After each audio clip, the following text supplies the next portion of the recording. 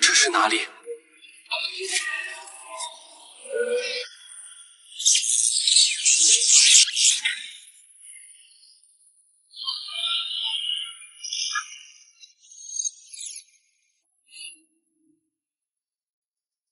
姓名：苏文，性别：男，职业：财神。近期有偏头疼吗？没有。果然，他们知道属性面板的存在。看来我不是第一个。考虑加入国家单位吗？有编制吗？有，副科级待遇起步，包房包车，保障家人。好，我加入。开玩笑，刚觉醒金手指，国家队就找上门了，大腿必须抱紧。财神，神字头的天命者，好事，绝对是好事。小廖，资料先别同步给军方，马上申请100万经费，我们要立刻测试他的能力。你的职业是财神，现在让我们看看你的能力。100万，这就是我的蓝条吗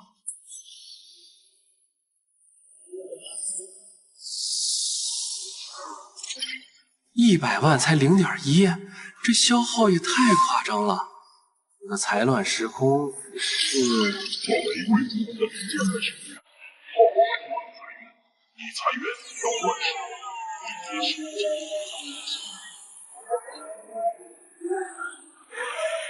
世，这里是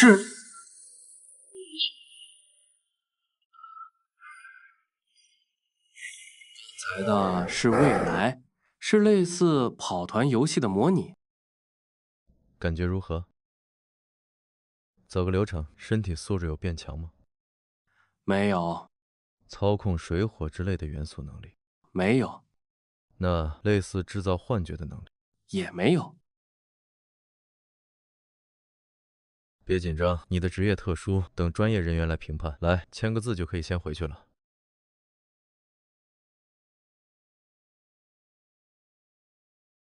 认识一下，李文泽，以后可能就是同事了。李哥，我明天具体是……你运气好，明天有位巡查使路过江城，会亲自考核你。对了，既然你加入了，有没有兴趣来我们警署系统？刚才那100万可是走的我们局里的公账，你加入我们，福利培养一步到位。去别的系统，光走流程就得等死。这样，好的，明白了。计划有变。我们的谈话到此为止，接下来我说的话，你必须记清楚。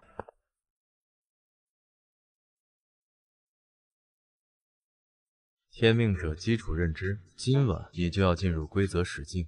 今晚规则史境是什么？把它当成游戏副本，一个会死人的游戏副本。你会被强制征召进去，活下来你就能升阶。别紧张，但也绝不能轻视它，否则代价就是死。李哥，能帮我个忙吗？你说。借我点钱。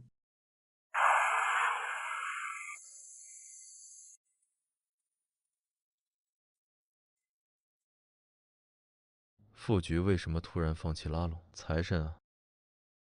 不是放弃，是没资格了。刚才上级直接传讯，这位财神惊动了最上面的那几位，专门负责他的天命者已经在路上了。面对他今晚的试炼，我们能做的不也只是借他一笔钱吗？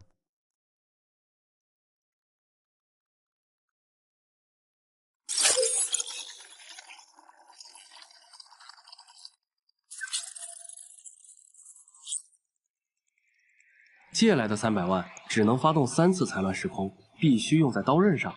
警告：物品储存时间即将超出临界财神上限，若要继续储存，请缴纳开源。物品储存？什么东西？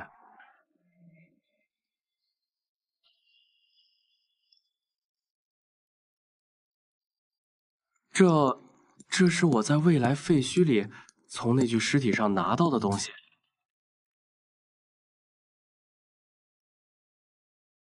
真的带回来了。财乱时空不只是游戏模拟，而是真正的灵魂穿越。在未来，死亡就会被时空排斥，强制返回。这简直就是一种另类的复活机制。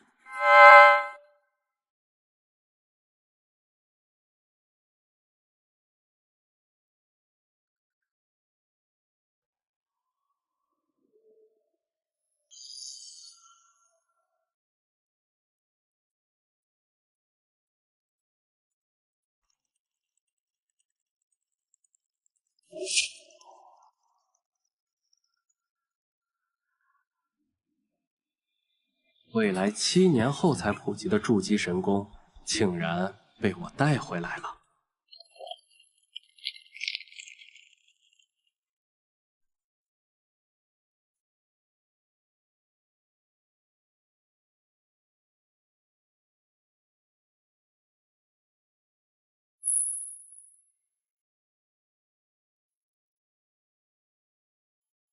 7年前，世境破碎，异类入侵，国难当头，我等临危受命，编撰筑基之法。此功法的诞生，星神有不可磨灭之贡献。为支持实验，星神的神具几乎破损殆尽，我等皆应向星神致敬。然国土沦丧过半，实不知喜从何来，望诸君奋战。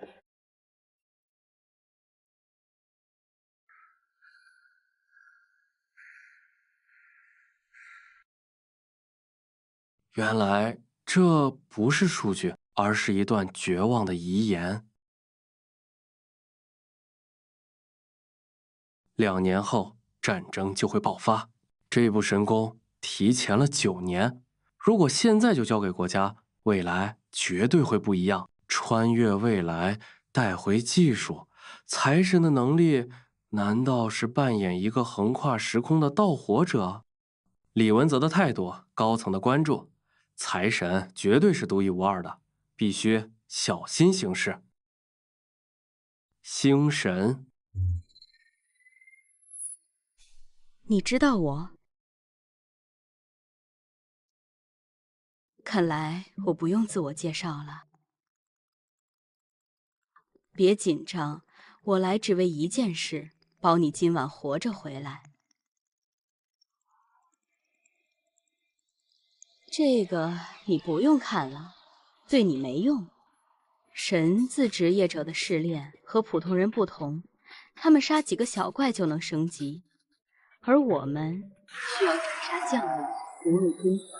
但你不同，财神，你有什么战斗能力？如果你的攻击方式是砸钱，国家可以资助你。我没有用钱攻击的本事，但你的天赋不要告诉任何人。现在回答我有没有战斗能力？没有。好，我明白了。里面有我的剑气，催动它，方圆200米，星辰剑雨，无差别攻击。但记住，这是外力干涉，会激怒规则，让你后续的试炼难度飙升。所以必须用它一波清场，直接升阶。催动的瞬间，站在原地别动，那里是唯一的安全区。等你回来，我们再谈。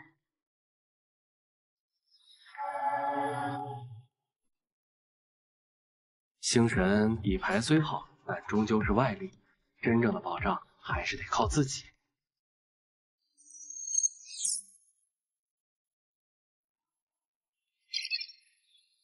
这个加号，难道说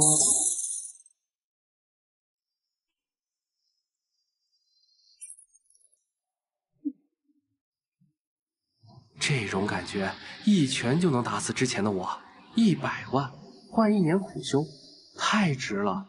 既然如此，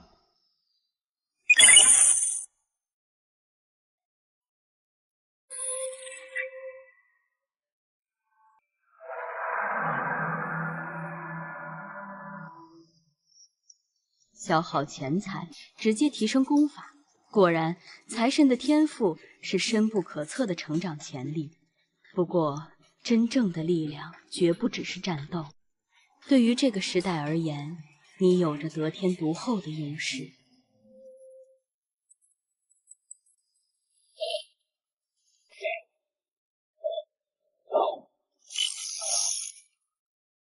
历练目标，迎接财神，准备，试炼即将开始。3、2、1，历练开始。刚才那套动作是炼体诀，一上来就送我这么大的惊喜吗？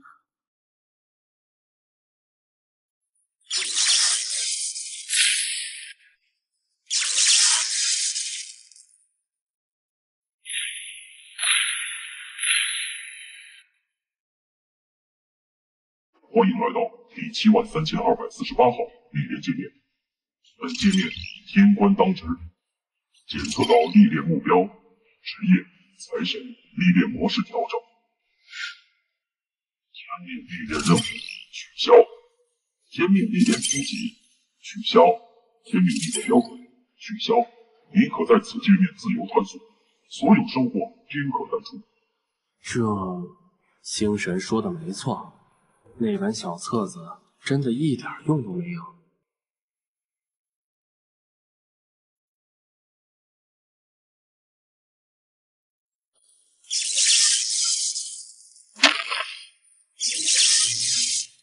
这就是这个世界的生物吗？红臂猴。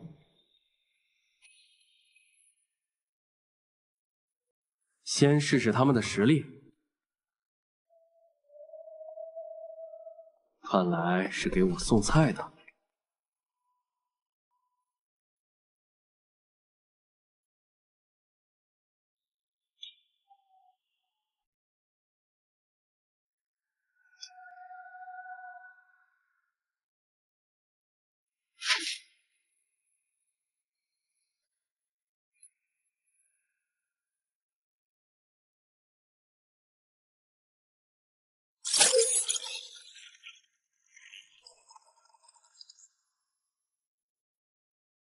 才这么点儿，杀1000只才能升级，效率太低了。检测到天命同力，可转化为0.01财元值，是否转化？0.01财元值，那不就是一只猴子等于10万块？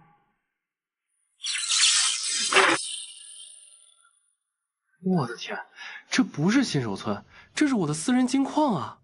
杀猴攒财源，氪金点功法，实力变强，更效率的杀猴，完美的良性循环。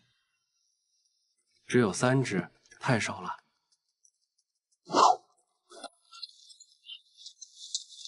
太慢了，得想个办法一次性多拉点仇恨。喂，你们这群丑八怪，来追我啊！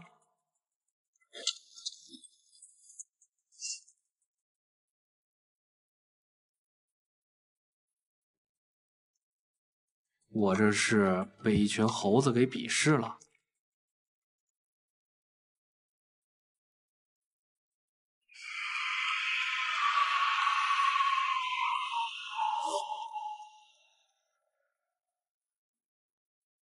果然被鄙视了，很不爽吗？居然全员出动了。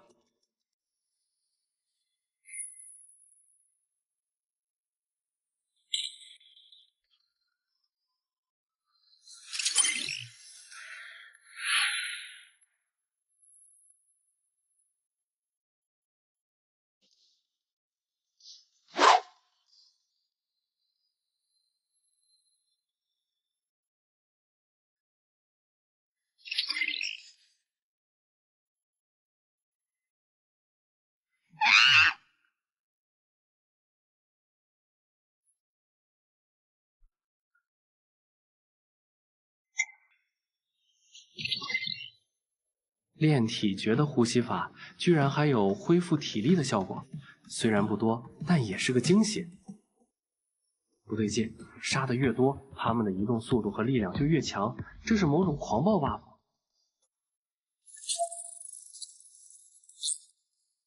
差不多了，不能再贪了，再杀下去恐怕会翻车。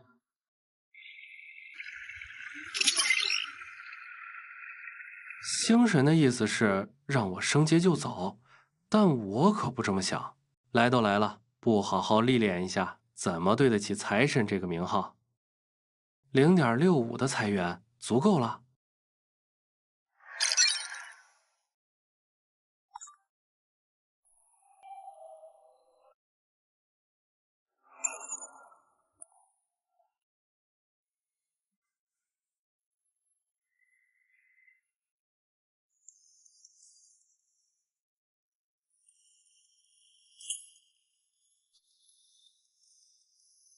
这就是苦修10年的力量吗？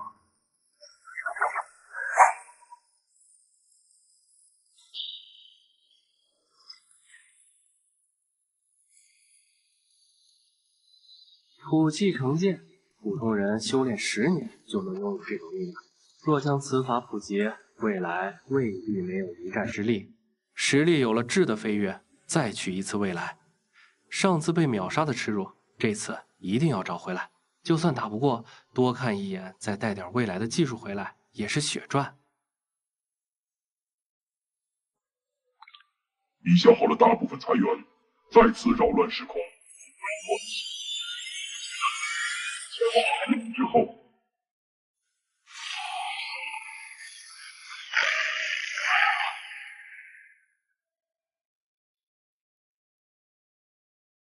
战场不是废墟吗？未来被改变了。来自过去时空的财神啊，江城战场，欢迎你的到来。未来改变了，是因为我？不，更有可能是星神。我在房间里练习炼体诀，他一定看到了。这部筑基神功提前10年出世，引发如此巨大的蝴蝶效应，也合情合理。距离你的战斗波动肆虐，你是要潜行观察战斗，并伺机加入，还是要小步撤退，去寻找新的道路？撤？开玩笑，我现在可是身怀巨款的人，实力也今非昔比。但飞天遁地的战斗，我一个灵阶去凑什么热闹？胆小的财神啊，你自知实力低微，做出了明智的选择。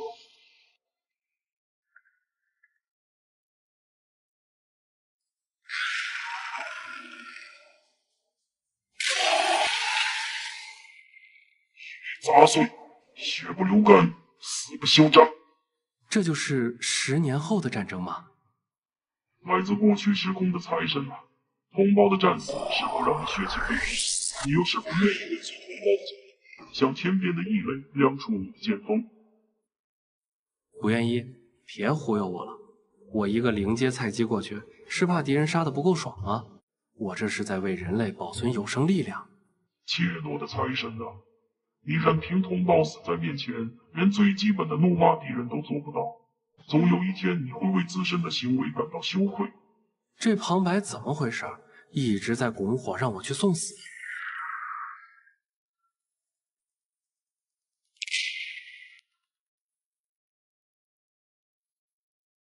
稚嫩的财神啊，请你做出自己的选择。一个大门，一个小门，这里面肯定有说法。我现在没有财源，不能再开时空穿越了，必须谨慎。对于大门的选择，你因为财源的短缺而不敢轻易下决定，于是你站在一旁，想观察一下别人的进程规律。但你鬼鬼祟祟的行为被守城士兵发现，他们认为你长时间观察江城防御工事，居心叵测。奸细，放箭！我操！根据战士条例规定，守城士兵将你射杀，你死了。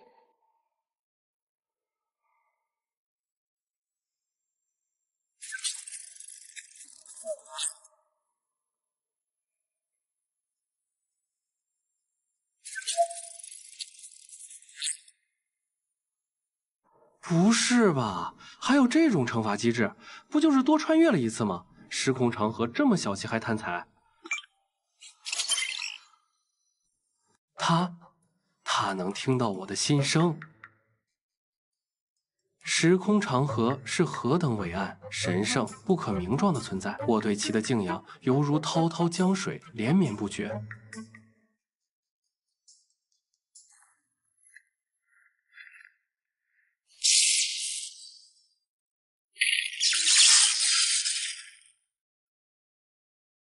前行没必要了。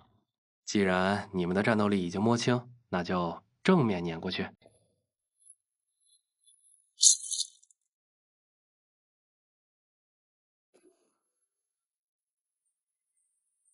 啊！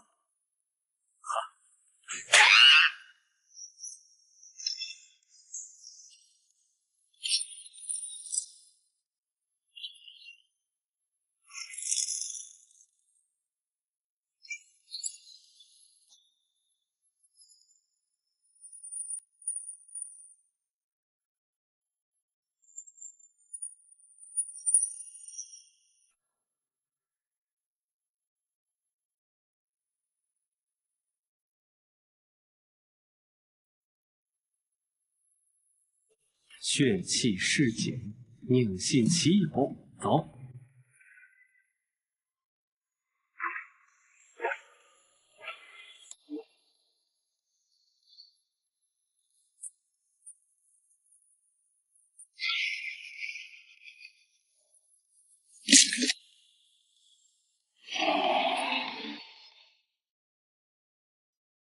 还好走得快，那家伙光是吼一声就有这种威力。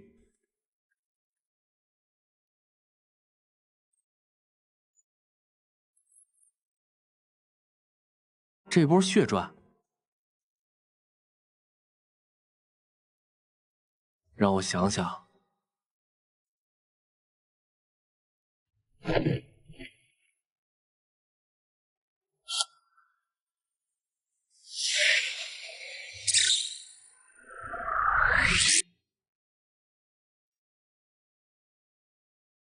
我的天赋不是用来冲锋陷阵的，而是大后期能带飞一个时代的超级辅助。我要做的就是苟住，不断去未来薅羊毛，然后和国家合作，实现共赢。好了， debuff 消失了，是时候再去未来看看了。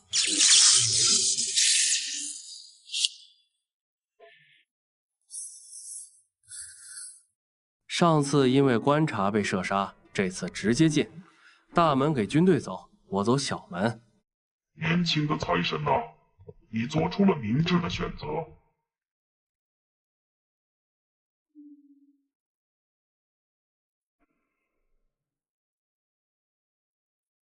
这是在祭奠谁？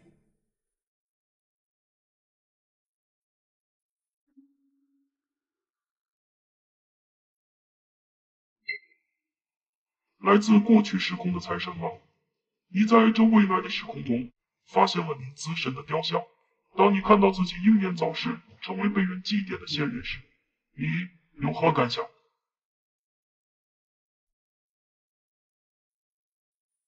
我死了？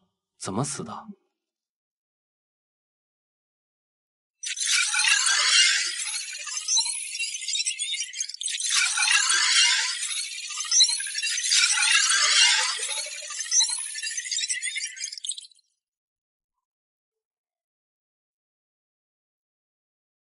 姓名：苏文，职业：财神，享年24岁，卒于秘境探索。若苏文不死，我武道必将更加辉煌。没有他，人类的境况会惨烈10倍。有武者认为苏文之死另有蹊跷。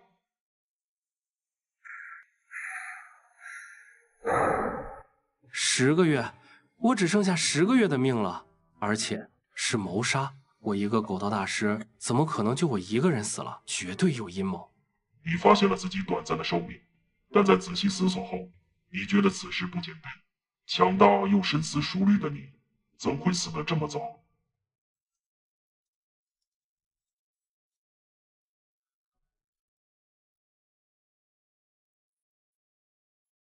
贫穷的财神啊！作为财神的你，却连一本最简单的武器都买不起，你是否内心羞耻？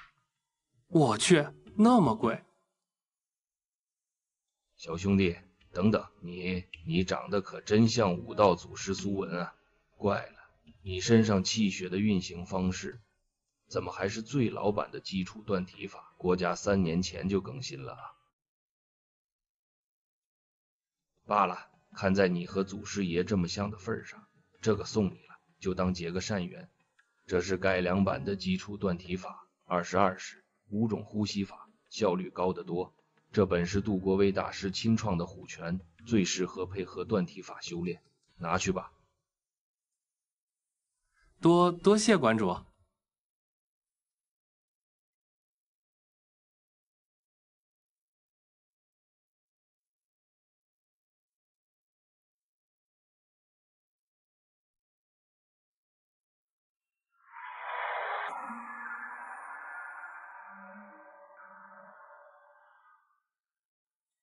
过去的我种下的因，让未来的我尝到了果，这感觉真奇妙。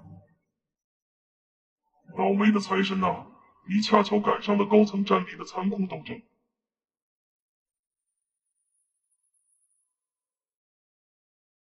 这是什么？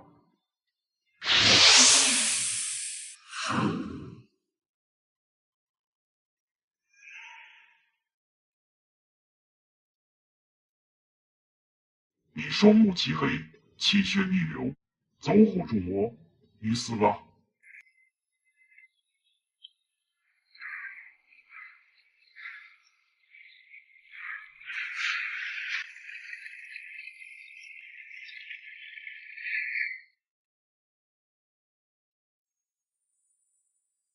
只要能带回东西，死几次都值了。江城内有内奸，未来我的死有蹊跷，这些信息都证明了隐藏实力的重要性。星神拿走了炼体诀，未来已经注定会改变。我要做的就是在一次次改变中攫取最大的利益，增强自身。财源留着不会生利息，只有变成实力才是真正的保障。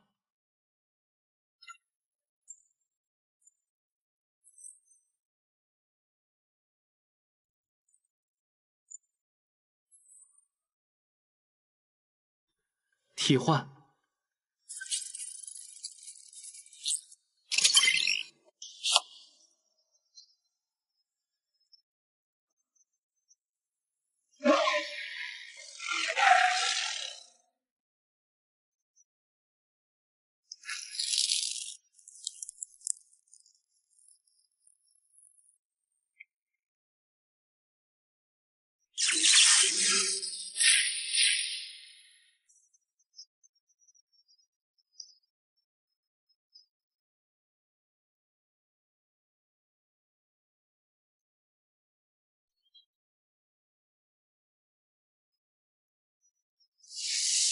进化，灵魂密码。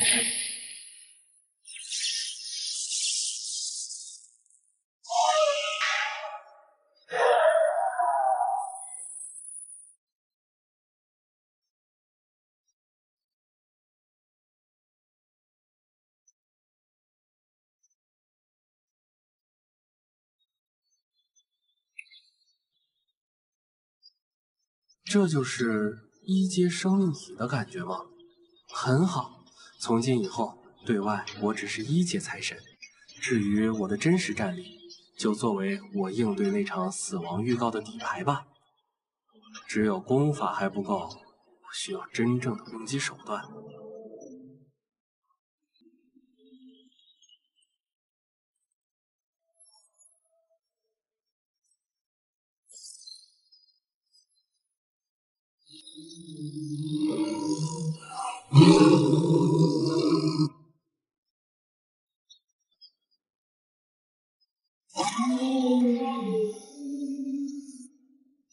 我现在到底有多强？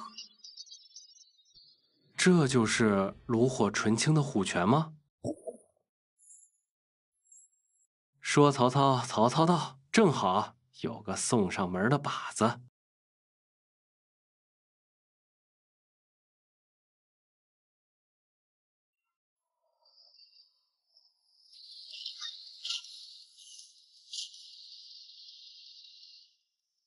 危险！好，晚了。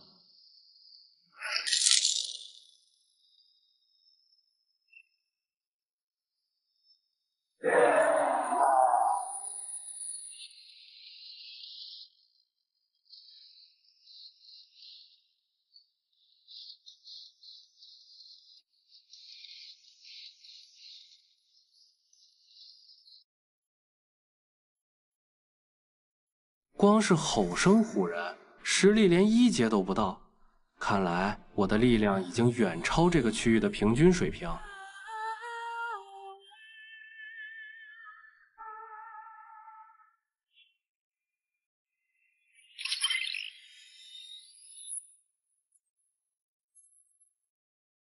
银币是铜币的50倍，那上面肯定还有金币。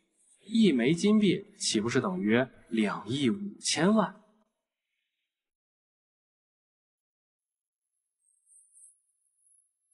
不行，不能上头。就是这种对自身实力不清晰的贪念，才是我未来死亡的根源。稳一手，先把能稳定收割的韭菜全都割了再说。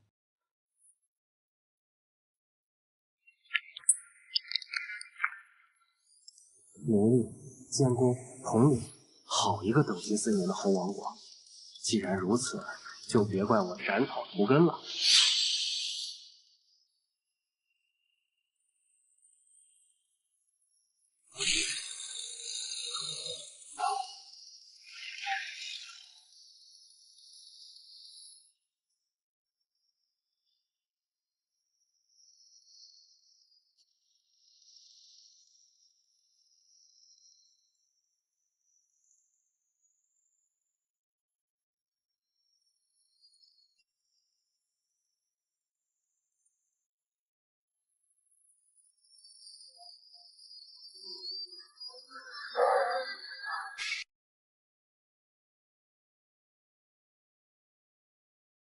我不想死，星神很强，但财神没有战斗力，这本身就是最大的破绽。一个潜力巨大却没有自保能力的辅助，在内奸眼里就是最优先的清除目标。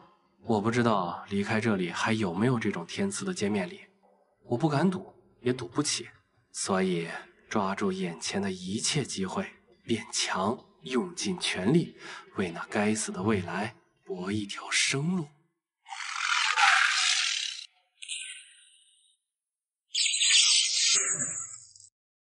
区域内敌人已被肃清，是否摧毁猴王国附属矿洞核心，重新占领该矿洞？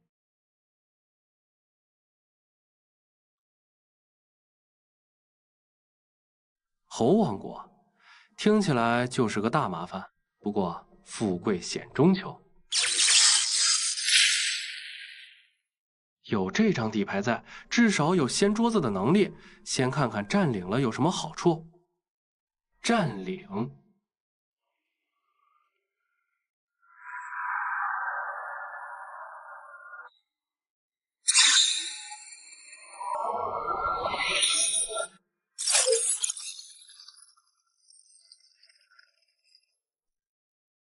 一天1000万，虽然只是2只银币猴的量，但这是被动收入，源源不断。如果能占领更多，不过这么高调，这摆明了是在拉仇恨，逼我继续历练啊！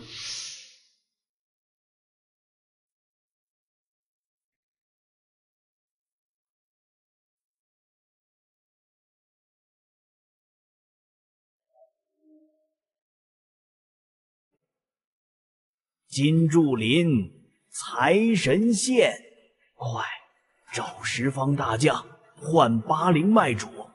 我等被囚禁了无数年，等待的机会终于来了。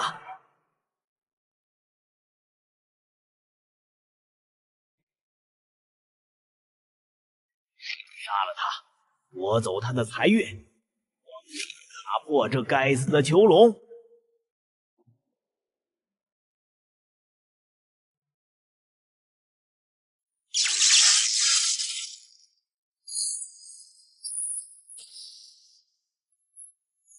财神历练，干涉者诛。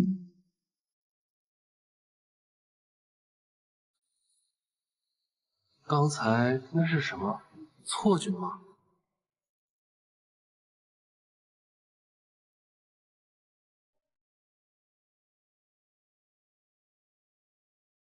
历练？为什么偏偏是还在历练中的财神？传令，命一支黑甲中队前往金光之地夺回矿区。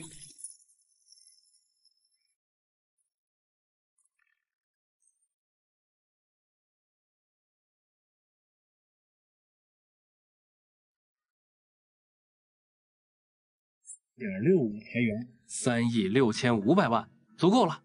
先将功法点到极限。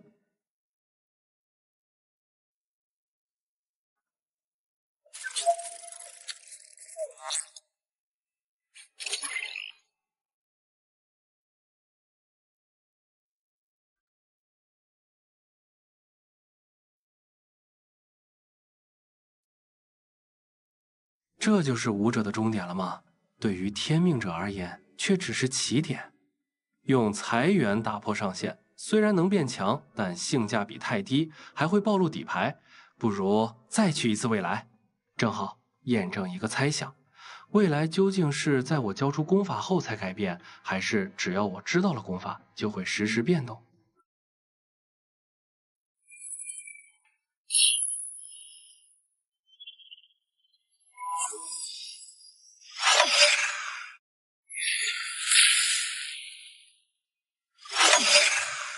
你来到了10年后，多次来到未来，而只有这一次，你降临之地终于不再是战场。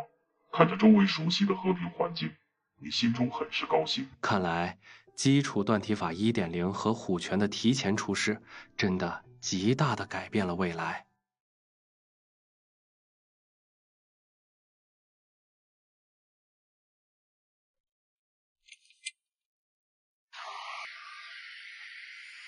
哎，你是不知道，7年前史境破碎，那些怪物出来的时候多吓人啊！幸好啊，有武道先驱苏文先生提前示警，咱们国家早有准备，不然现在哪有这么安生的日子过？哎，小兄弟，你别说，你长得跟那位苏文先生还真挺像，要不是他老人家都牺牲好多年了，我还以为拉到本人了呢。正在感慨自己名头增多的财神啊，从一位出租车师傅口中再次得知未来的死讯，你心中又有何想法？还是死了吗？师傅，那位苏文先生是怎么牺牲的？听说是在一次非常重要的史境探索里，为了保护同伴，牺牲了自己。哎，真是天妒英才啊！愚蠢的财神啊，你需要好好反思，在一个坑里跌倒2次，并且还是付出生命代价的大坑，你往日的胆小与怯懦都跑哪里去了？命运被锁死了吗？无论我怎么做，都会在那个时间点死在那个地方。不，我不信命，这背后一定有更深层的原因。1年前新开的武道图书馆，我带你去看看吧。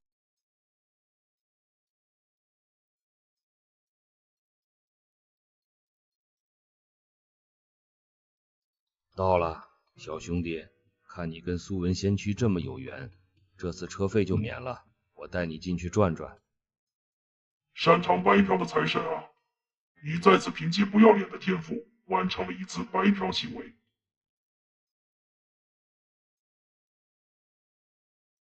警卫，这个人有问题，他顶着一张苏文先驱的脸，却对咱们江城1年来最大的变化。武道图书馆一无所知，我严重怀疑他是异类伪装的间谍。不许动，举起手来！傻乎乎的财神啊，你根本不明白，战争时期人们的警惕性，即便只是一位出租车师傅，也有一颗为民除害的赤诚之心。我这是被朝阳群众给举报了。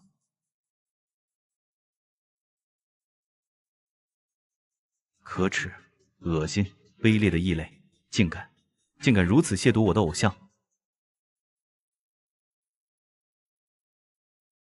冷静，冷静！死之前必须捞回本。信息，我需要更多的信息。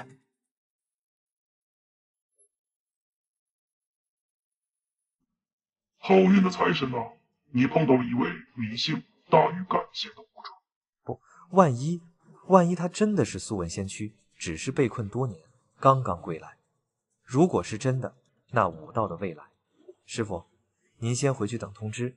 一经核实，50万奖金会立刻打到您的账户。稍安勿躁。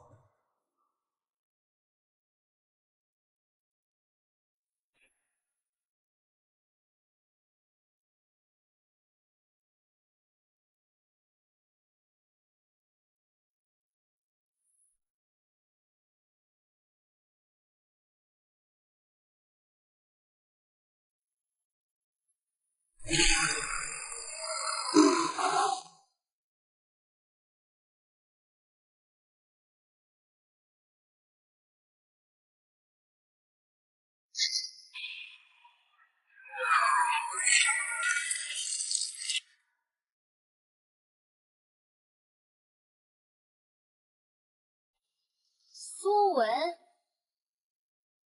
先驱被人残害，我必倾尽一切为先驱复仇。若我身死，必是黑手所为。星神成了总战场总统领，杜国威真正的武道大师，站在我的肩膀上，开创了二阶之路。还有杜白华，我的狂热追随者。这是一个英雄辈出的时代，而我成了那个开天辟地却又最早逝去的巨人。我薅来的羊毛被他们养得更肥了，而且还长出了各种新品种的毛。我可以看看这里的书吗？可以，但我必须全程陪同。当然。经历多次时空之行，你从未像此次这般愉悦过。武道图书馆储存着武道10年发展的各项成果，若你能将其搬回过去。杜大师，既然你这么崇拜我，那我就不客气了。你未来的潜力，由过去的我来帮你提前挖掘一下吧。贪婪的财神啊，在李东这个不知情人士的帮助下，你开始翻阅杜国威发表的武道文章。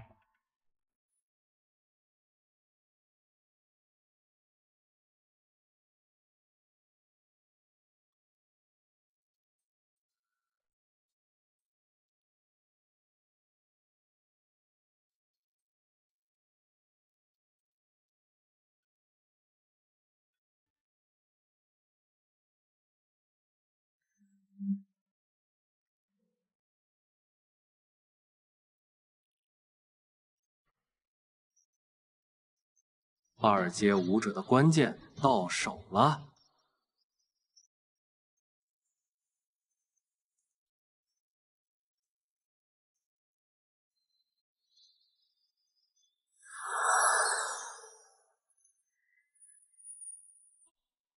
通过你的观摩，你学会了基础断体法2.0，不间断的学习了2种武道法门。你有些累了，接下来有何打算？选项1，同李东闲聊，了解局势；选项2，继续进货，将未来的武道成果统统搬回过去。选2，实力才是一切，知道再多，没实力也是白搭，能搬多少是多少。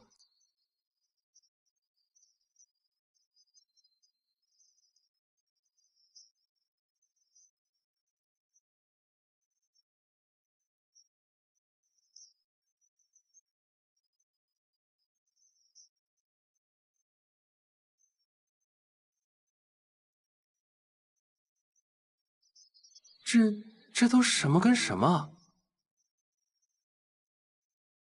奇怪，先驱大人怎么会看不懂区区八卦掌？先生，您可以看一下旁边杜国威大师对八卦掌的解读文章，或许会有帮助。不可能，绝对不可能！武道开创者神字头的财神，怎会连这点武道理论都看不懂？他是假的，是异类伪装的。上级的命令，专人快到了。无知的财神啊，殊不知你的这些举动，会在对方得知你的真实身份后，对崇拜武道先驱的追随者们造成多大的心理阴影。看不懂不是很正常吗？我又不是真的武道家。再说了，用你未来的心理阴影换你过去的武运昌隆，你应该感谢我才对。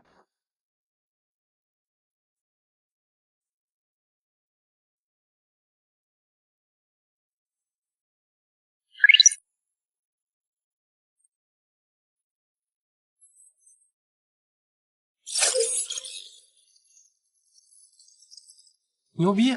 这才是真正的大师，这才是武道先驱该有的人物模板，而我只是个搬运工。一切为了未来。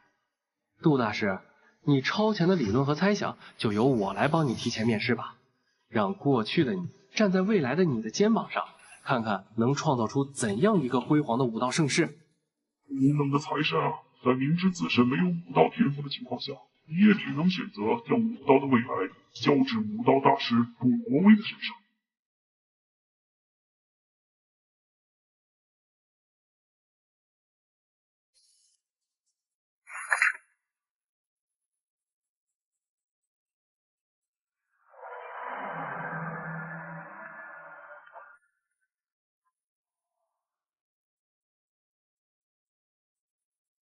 风神大人，来自过去时空的财神啊，你第一次遇见了同为神字头的天命者。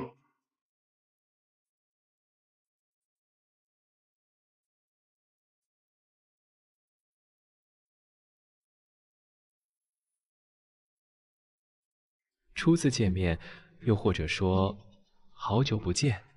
好运的财神啊，你未来的战友好像认出了你，并向你释放出了善意。风神，神字头天命者，是友军可以抱的大腿。如果能取得他的信任，这次时空之旅的收获将无可估量。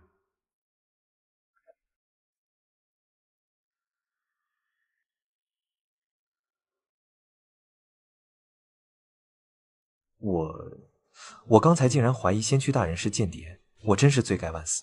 先驱大人被困10年，回来后第一时间就来了解武道发展，这是何等崇高的精神啊！星神他一直都很想你，要是知道你回来了，肯定会高兴坏的。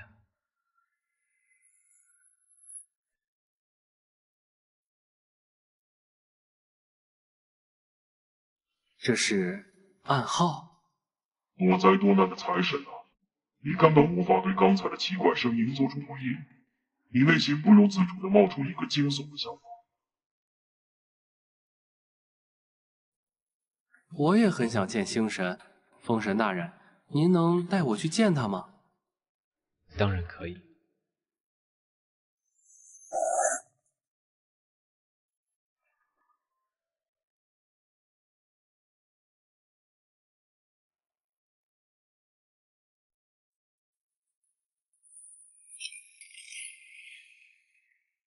倒霉催的财神啊，看来你交付的答卷让风神很不满。若你再不说话，或许李东就是你的前车之鉴。杀人灭口，他绝对是内奸。他想知道我跨越时空的能力，绝不能让他得逞。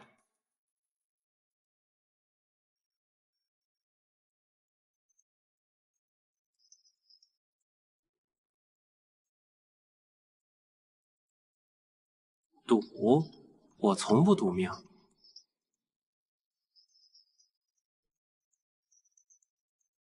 呸！勇敢的财神啊，你做出了明智的选择。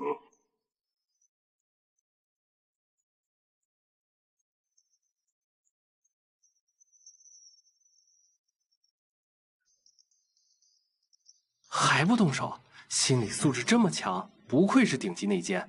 想活捉我？做梦！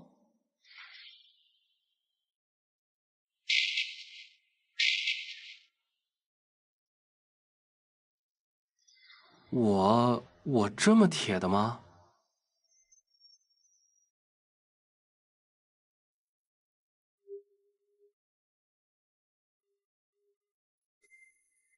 糟了，他要活捉我！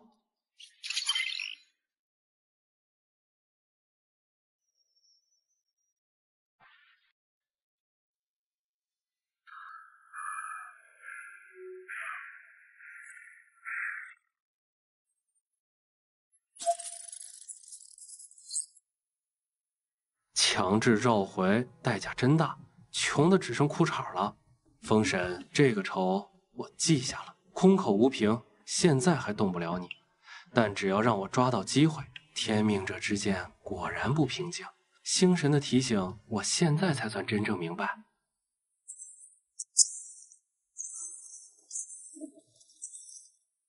穷的时候送钱的就来了，来的真是时候。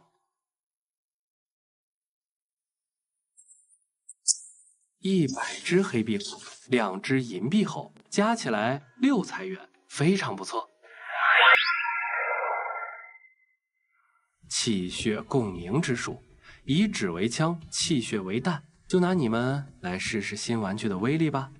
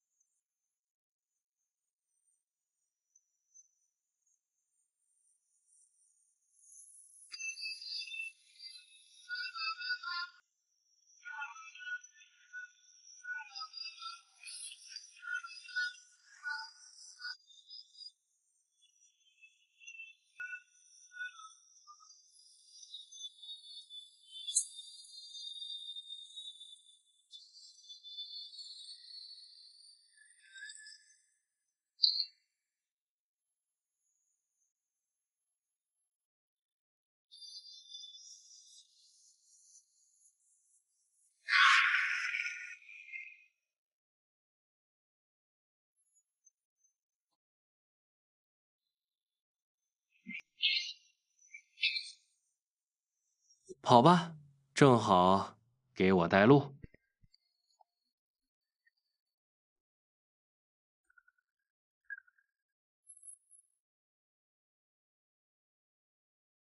终于来了。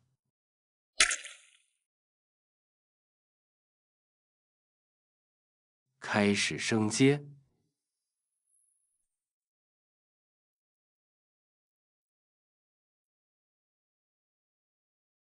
天命境界，二次升华。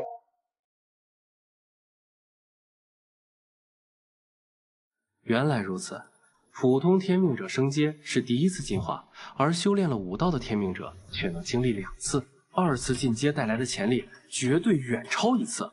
这恐怕才是星神他们创造炼体诀的真正目的，不只是为了提高存活率，更是为了提高整个族群的未来上限。可是，在我搬运了武道功法的未来，为何星神他们反而没有去研究武道了呢？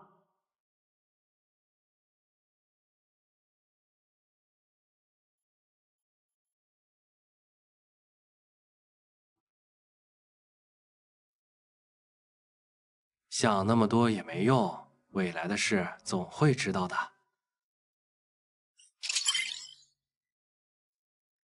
5000多万都换不了 2.0 版本，看来回去之后得想办法搞钱了，总不能真把国家印钞厂给累垮吧？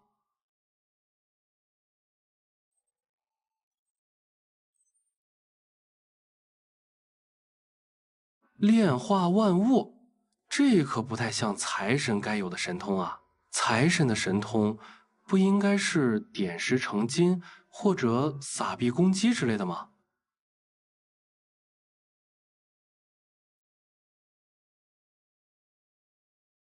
价值含量。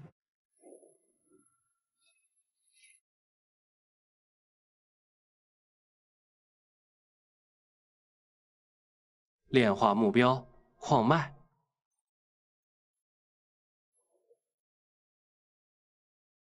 日入1000万的矿脉，价值都算较低，这神通的胃口可真大。反正我也要走了，留着也是浪费。就拿你来试试神通的威力。炼化。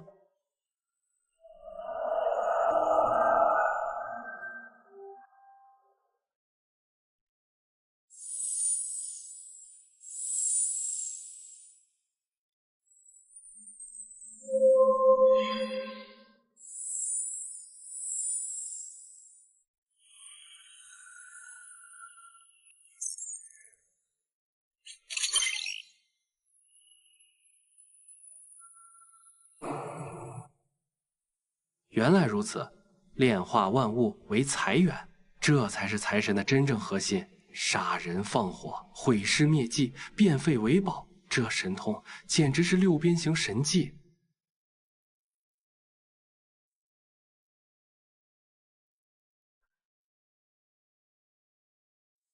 我现在总算明白了，我要是内奸，谁都可以不杀，财神必须死。大后期神辅助，现在看来还是个潜力无穷的战斗单位，妥妥的6边形战士模板。这谁敢让你发育起来？敬畏世界，不傲慢，不懈怠，好好活下去，才是对敌人最大的报复。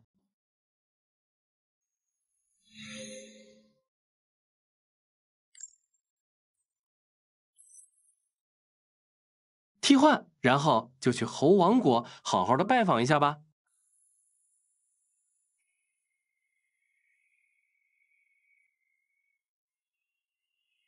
全军覆没，只剩1个活口，覆灭的速度太快了。这个财神成长的速度远超我的想象。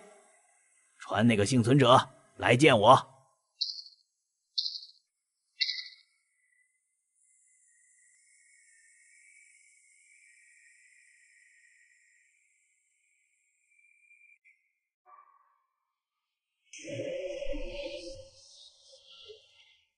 退下吧。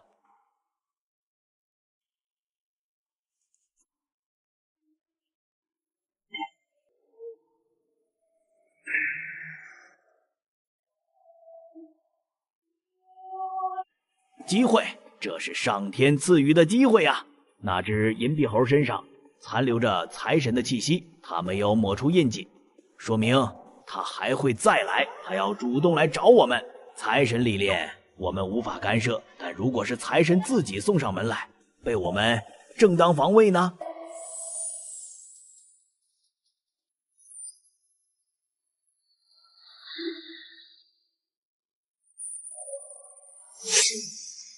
释放大将，巴陵麦主，速来集结！上面那位没有再警告，说明我的猜测是对的。只要我们不主动出击，就不算干涉。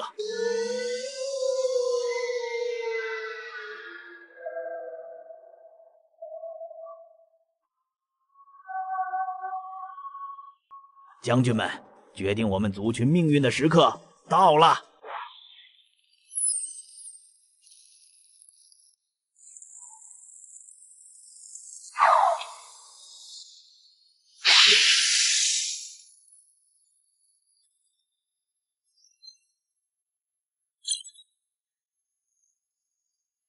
！12财元，1亿2000万，为了替换一个功法，这消耗太恐怖了。不过值得，2阶生命体这种力量感。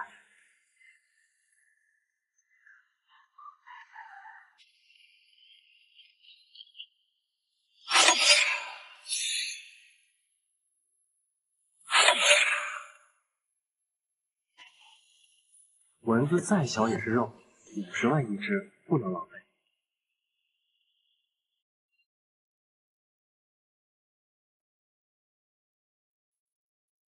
我操！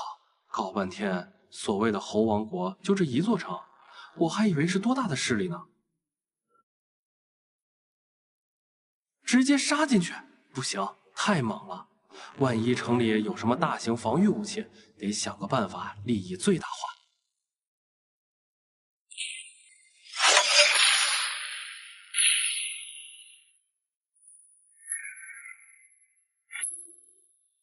老王已死，新王当立。今日这王位，本王拿定了。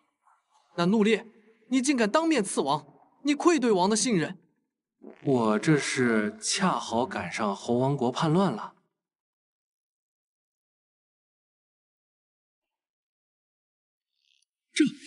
这就是猴王国高层的实力。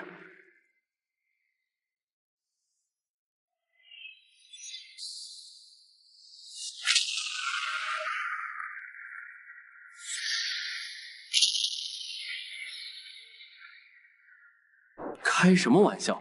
金币猴最多2阶，我这评估错的也太离谱了。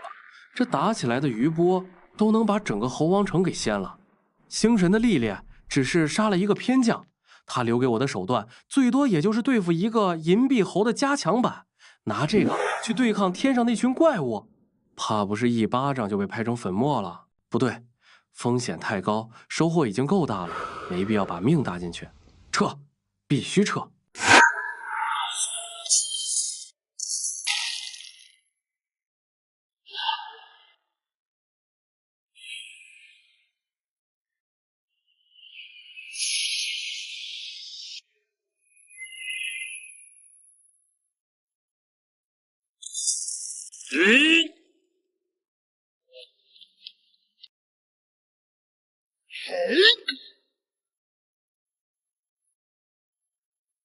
那怒烈，按约定来帮你挡住死丘。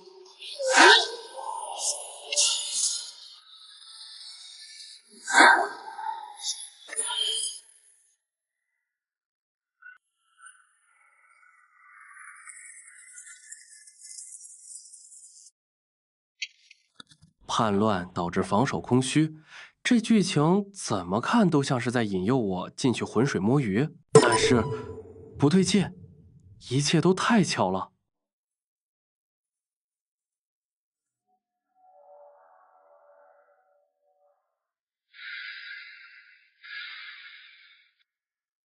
王，财神还在城外，非常谨慎，不肯进城。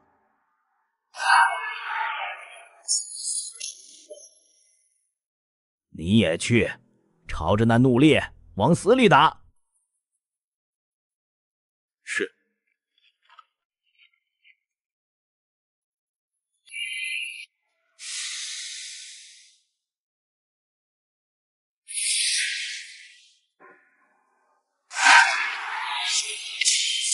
演的差不多就行了，都打成这样了，那小子为什么还不进来？别急，他很谨慎，看来再加一把火。怎么加？把你的脑袋劈成2半。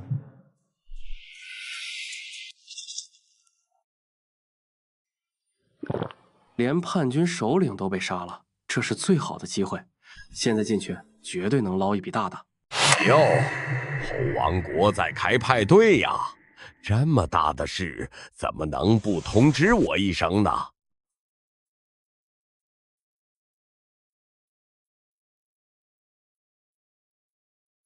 诸位，停止内斗，听我号令，倾巢而出，御敌，杀豹王！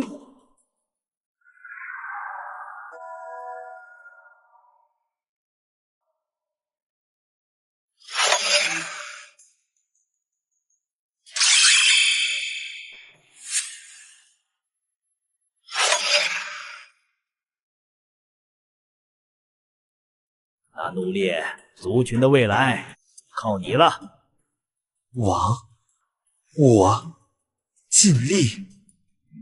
我们的计划本是为财神准备的3场大戏。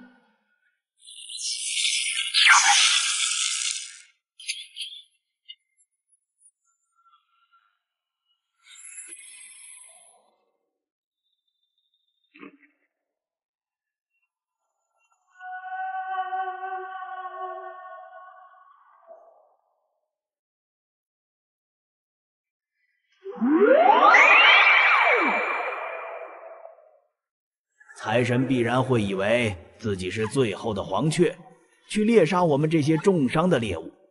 届时，在他最松懈的那一刻，我将亲自出手诛杀财神，夺取财运，带领族群摆脱这该死的囚笼。可谁能想到，豹王这个蠢货竟会跑出来坏事？啥情况？我不就是来打个秋风，顺便看看金光是啥吗？你们不是在内乱吗？都杀红眼了啊？怎么我一嗓子，那死掉的老猴子活了，你们也不打了，还一副要跟我拼命的样子？叛乱是闹着玩的，老子不就吼了一声吗？至于？秘技血脉燃烧，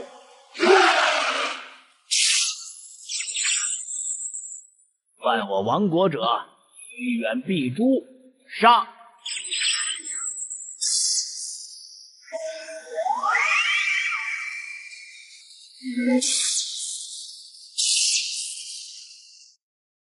我操！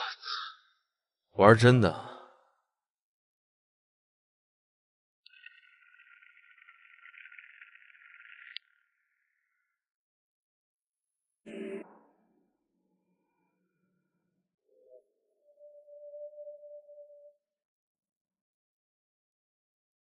猴王城的叛乱是假的，打得那么真，都是在演戏。这一切都是为了引诱豹王，然后借助主场优势和轻敌之心弄死他。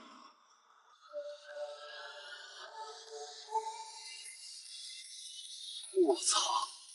这些猴子也太会玩了吧！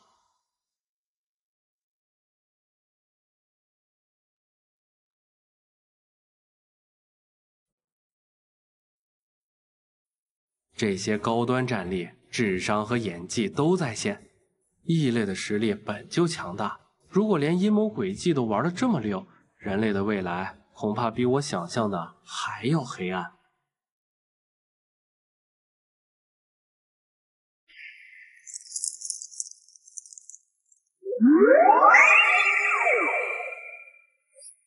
财神，星武已激活，你有3种选择：一次星辰打击，范围1000米，寸草不生，但能量层级超限，用后必须立刻回归；10次剑落星辰，范围200米，100次星辰剑气。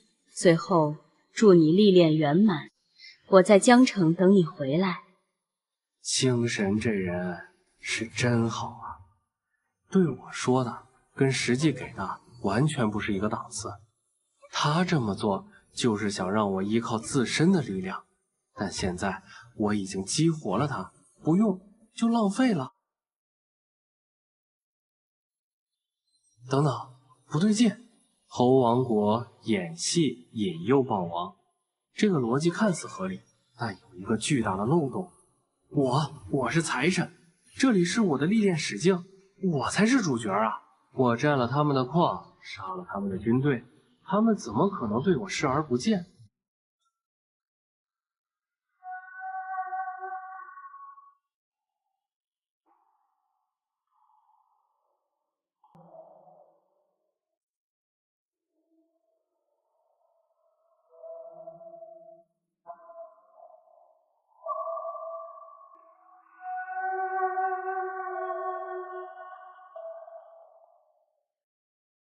我明白了，他们真正的目标从始至终都是我。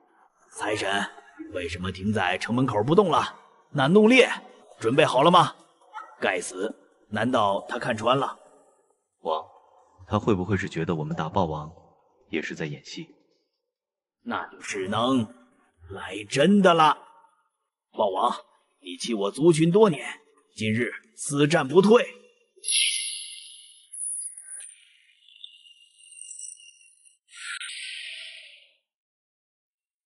啥玩意儿？这就开始拼命了？老子怎么就欺压你多年了？讲不讲道理？妈的，就你会燃烧生命，兄弟们，给我干！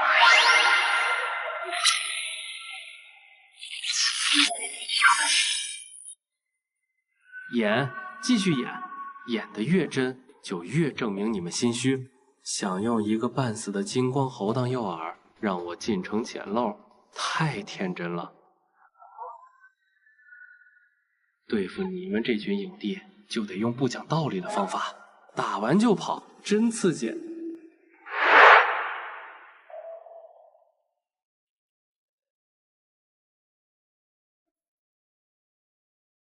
回归。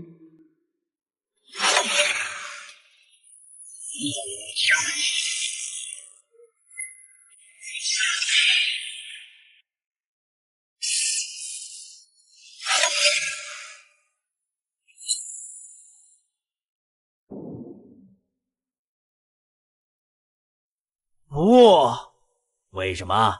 为什么不进来？我们付出了如此惨重的代价，所有的计划，所有的牺牲，全都是无用功。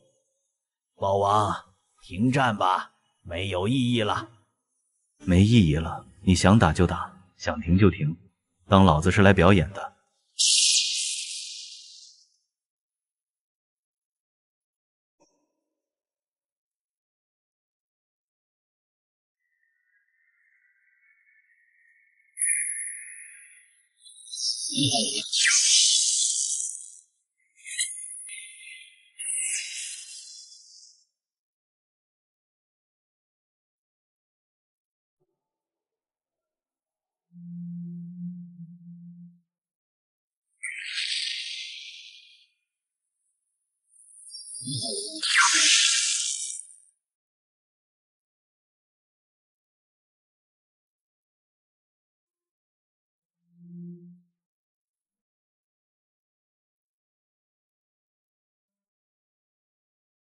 原来我他妈真的只是个配角，刚才我竟然还想跟这种级别的存在动手。撤，赶紧撤，这里太他妈诡异了。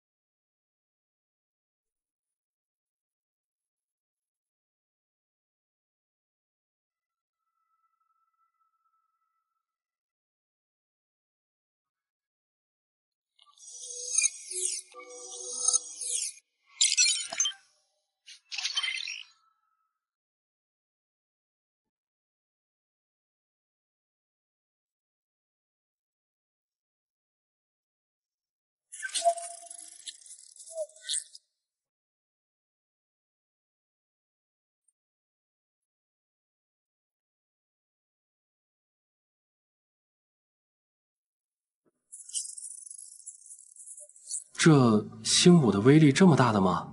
星神说的1000米之内寸草不生，原来是这个意思啊！他考虑的可真周全。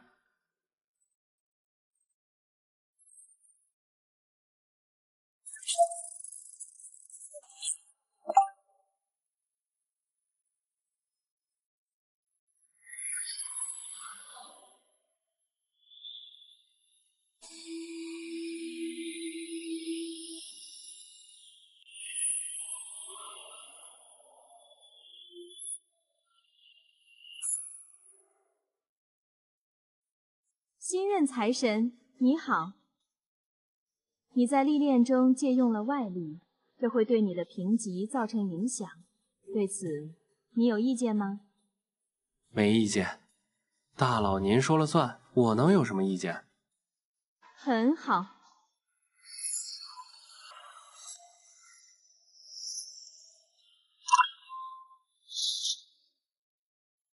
正常来讲，你的评级是完美，对吧？对。因为你借助外力，所以我要对评级进行调整，没问题吧？没有。很好，那么历练评级调整开始。擅长借助外力，化外力为自身助力。这调整方向是不是反了？别急，接着看。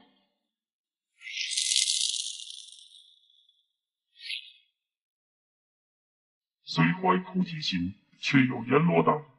察觉猴王国欲掠夺财运后，以雷霆手段诛杀罪魁祸首。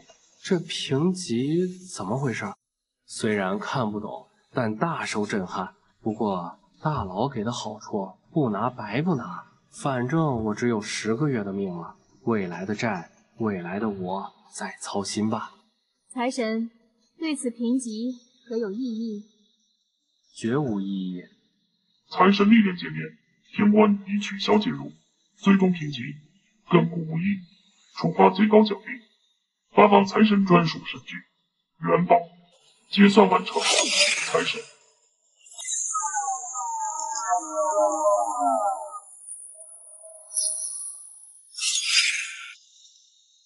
真是魔幻的经历啊！什么魔幻经历？介意分享一下吗？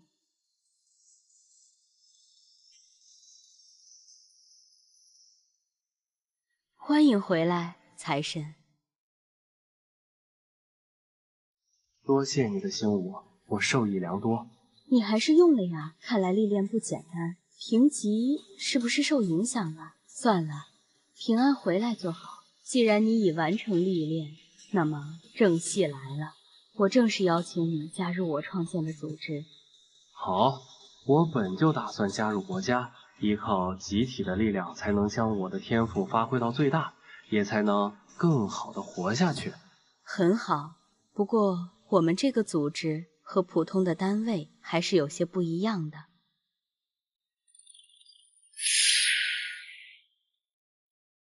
从现在开始，戴上它，这是属于财神的面具。从你戴上它的那一刻起，世上再无苏文，你的一切交流、行动都将以财神为名。这副面具就是你行走于世的全新身份。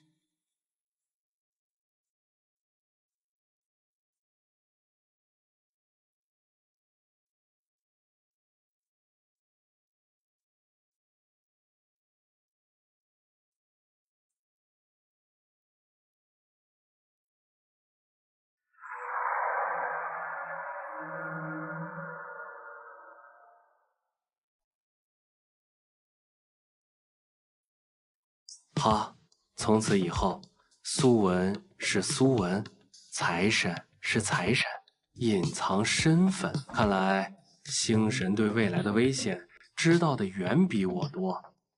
你不好奇吗？以假面示人，真身隐藏，怎么看我们这个组织都透着一股不正常。你就没什么想问的？你这不是替我问出来了吗？你和我见过的其他天命者都不一样，但你说的对，神字头天命者天赋异禀，潜力无穷。在你没有足够自保的力量前，暴露身份，就等于将你和你身边所有的人都置于敌人的瞄准镜之下。无论是国家间的交锋，还是我们内部的清洗，未成长起来的神，都是最优先的清除目标，你懂吧？我明白。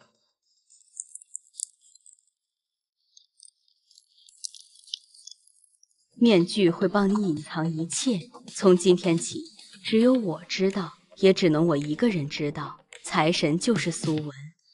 他果然已经感知到了我的2阶实力。明白了，但警署局那边我留下了信息。放心，都处理好了。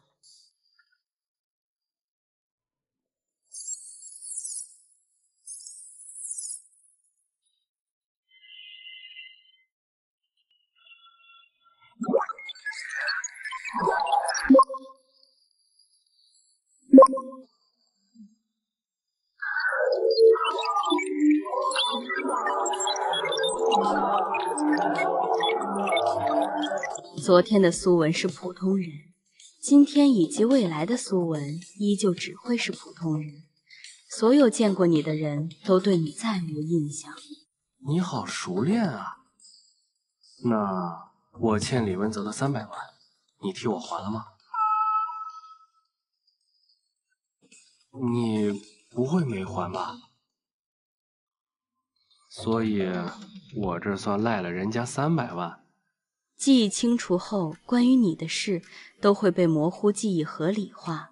他账户少了300万是既定事实，他的记忆会自动帮他找一个最能接受的理由，比如投资失败了，或者捐赠了。再说了，你不用有心理负担。怎么说？我查过，那300万是他存了很久的积蓄，这么重要的一笔钱，他在被清除记忆前闭口不提。你以为是为什么？他是在赌，用300万换一个未来财神的人情，所以别觉得亏欠，300万换你一个人情，这笔买卖他赚大了。李文泽，这份人情我记下了。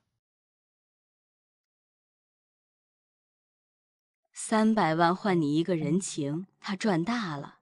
能在史境中活下来的，没有傻子。当然，如果你觉得不舒服，我可以替你还了这份人情。不用，这份人情我自己还。不管李文泽是怎么想的，他借我的300万，在我最需要的时候帮了我大忙，这就足够了。行，既然你有自己的安排，我不多说。那么是跟我回组织，还是在这里和朋友告个别？去组织？朋友？我这个身份已经没有朋友了。我也想看看我们的组织究竟是什么样。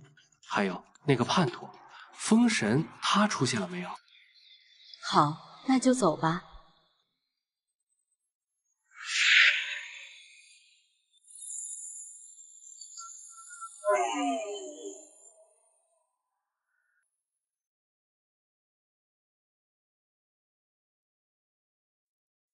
一个办公室，这就是神字头天命者的总部。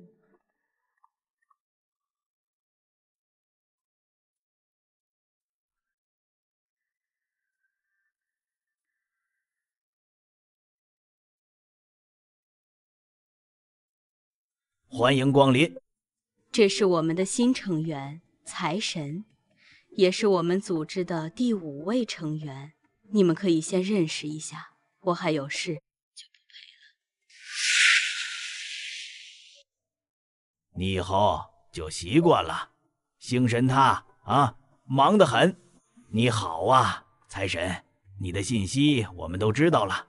自我介绍一下，我是喜神。喜神，开心的喜。他的天赋是让人开心，还是让自己开心？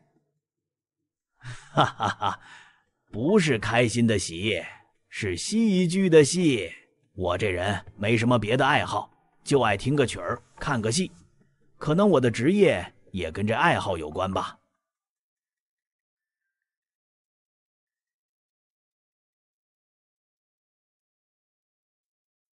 我是财神，所以我……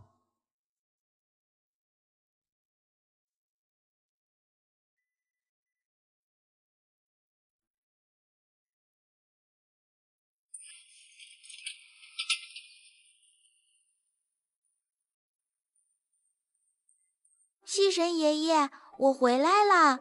今天的作业好难哦。小风，来，认识一下新同伴。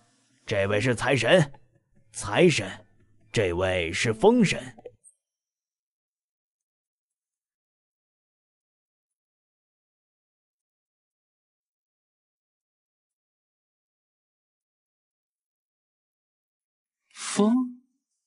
风神，就这一个小屁孩？不对，这不对。未来我是被一个小学生给坑杀了，而且还是2次。我到底是有多蠢？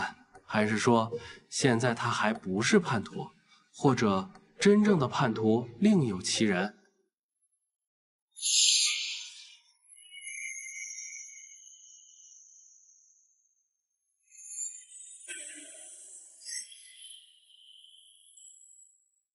大哥哥，微风告诉我，你不是很喜欢我。该死，他的感知能力，并非不喜欢，只是刚来新环境，有些不适应。可是微风告诉我，你有点排斥我。你不排斥细神爷爷，说明你不是因为环境。财神大哥哥，我是不是哪里做错了？我可以道歉的。小凤，你今天的作业是不是还没做完？还没呢，不过已经完成一半了。那还不赶紧去做？再做不完，今天就别想玩游戏了。哦，好吧，好吧。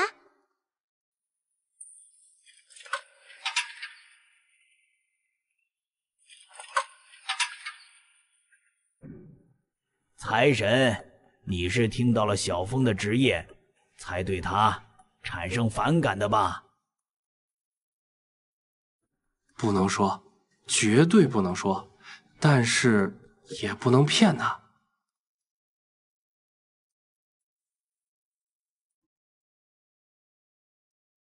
在与西神、风神短暂接触后，星神再次出现，与财神进行单独谈话。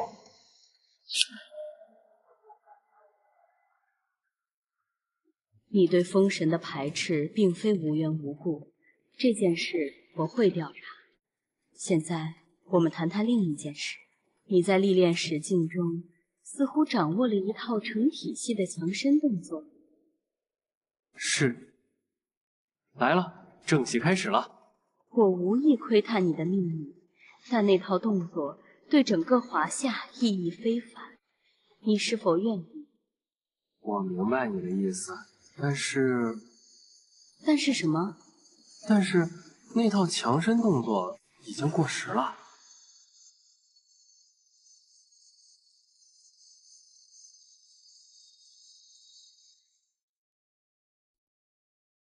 过时了？怎么可能？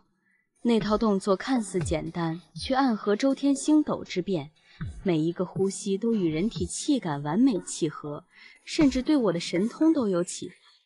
这种级别的功法，他才离开1天不到，竟然说他过时了。那你演示一下新版本。好，计划通第一步，先拿出1.0版本，看看他的反应。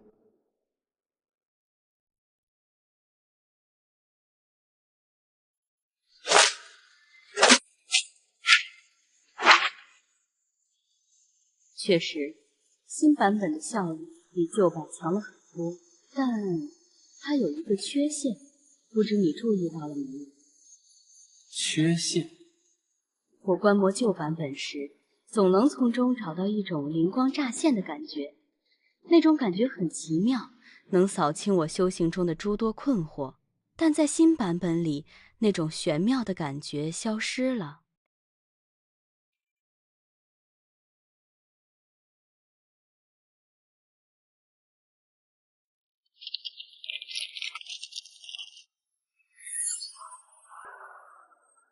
我明白了，旧版本是未来时空的星神倾注了心血和感悟的结晶，所以现在时空的星神看到它，才会有那种灵光乍寒的感觉，因为那是未来的他留给现在的自己的答案。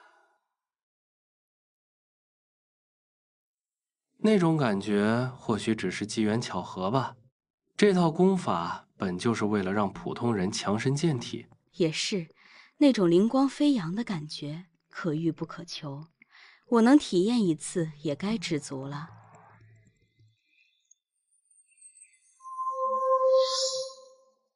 新版本我会送去检验，确认无误后就会推行。届时，国家会对你的贡献进行奖励。对了，它叫什么名字？旧的叫基础断体法，这个就叫基础断体法 1.0 吧。至于下一个，可以叫 2.0。这样很清晰。你刚才说下一个是什么意思？就是字面意思。你是想问我是不是已经有了 2.0 版本的想法了？难道不是有想法了，是 2.0 版本，我已经做出来了。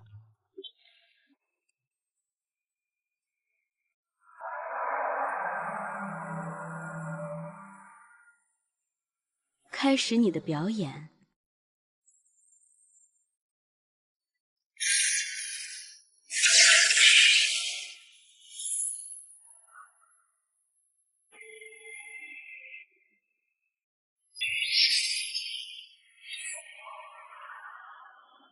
这次的变动太大了，所以还有吗？ 3.0。他竟然还想要？没了，3个版本已经是我目前的极限了。财神同志，感谢你对国家的付出。这条路是普通人也能踏足的超凡大道，他一个人已经影响了这个时代。其实，你想要的那种灵光飞扬的感觉，我仔细想了想，有实现的可能。怎么实现？需要我如何配合？上刀山下火海，我一定办到。你先松开，也不用那么严肃，就是你没事的时候，可以多研究研究这个 2.0 版本。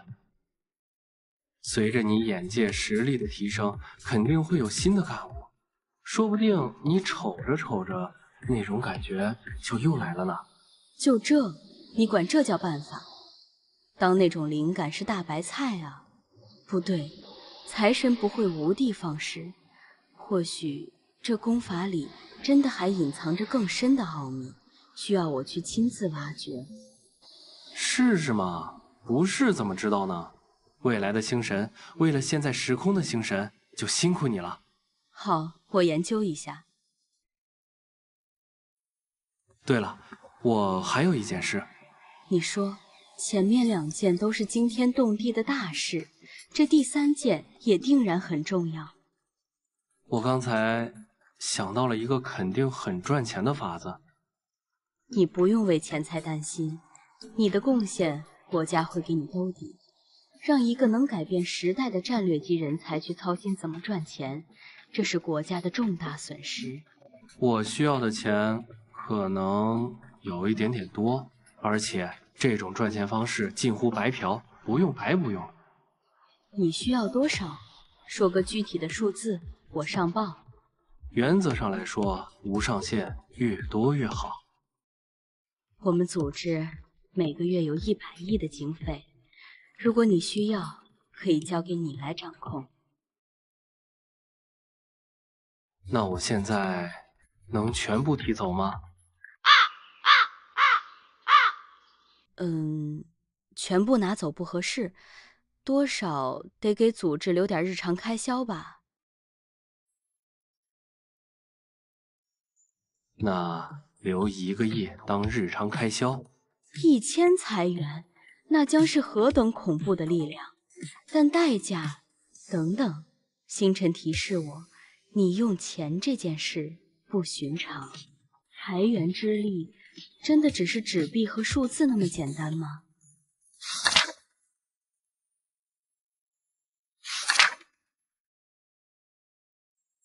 果然没那么简单。财源的本质绝非凡物。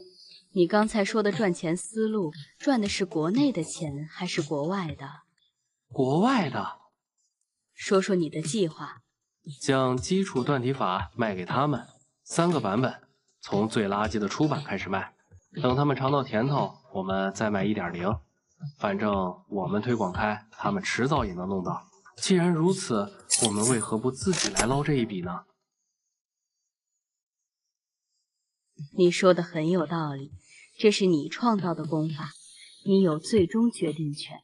但是有一个问题，我刚查到，秦都那边有个叫财灵的天命者，他只要短时间吸收超过1亿的钱财，就会在当地引发小规模的经济动荡。所以，如果你直接吸收100亿，那将会是一场席卷全国的经济风暴，对吗？没错，不过如果有预案，慢慢吸收，10几亿应该没问题。非常时期行非常手段，只要你能持续拿出引领时代的功法，这点代价国家承受得起。但如果能将这场风暴转移到国外，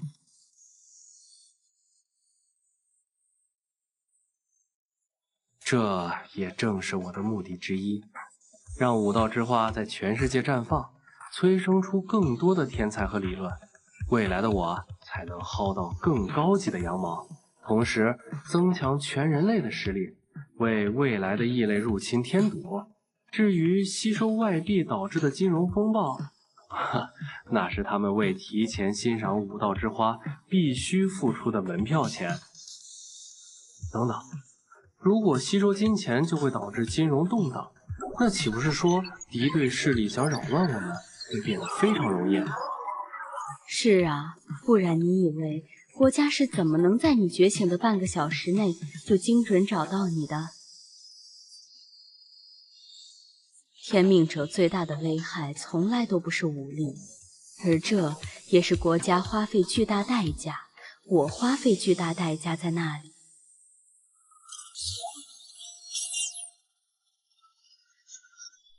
网络上的每一个节点都对应着一个天命者，布置星斗大阵的根源所在。原来从一开始我就在他的注视之下。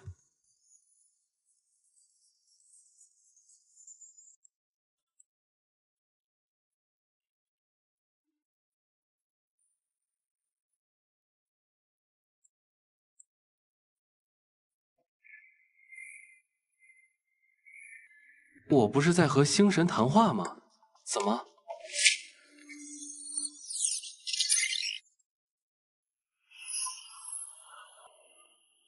恭喜天命者朱文成功晋升为神字头天命者。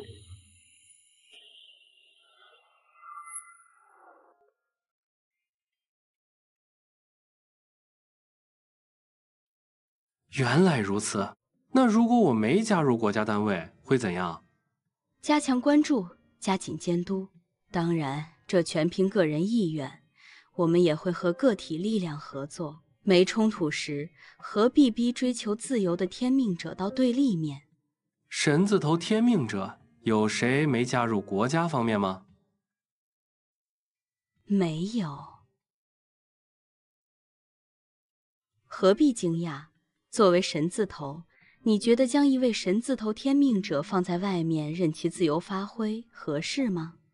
我们组织对神字头天命者没有严谨的规章制度和条款限制，甚至组织的动向和举动也为内部神字头天命者服务，这难道不好吗？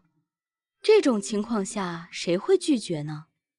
也只有神字头天命者才能成为我们组织的成员，这点从一开始就确定了。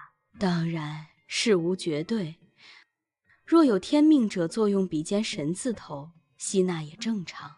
于国家，于个人，我都希望华夏神字头天命者越来越多。可惜，规则史竟记载至今20年，神字头数量非常稀少。20年时间，我们华夏才有5位神字头天命者。组织内其他人说的话，你都可以无视，但戏神说的话，尤其是戏剧领域的话语，你需要好好琢磨着听一下。他成为天命者时间不短了，有时不经意的话，初听无感，未来经历某事，或许会豁然开朗。当然，也不用迷信权威。若内心有强烈直觉，还是跟着内心感触行事。3个版本的基础断题法够我忙一阵了，售卖的事交给专业人士吧。戏神吗？他跟我说过什么？风神是个好孩子，还有汤显祖的《牡丹亭》，还是我先提的。至情理论。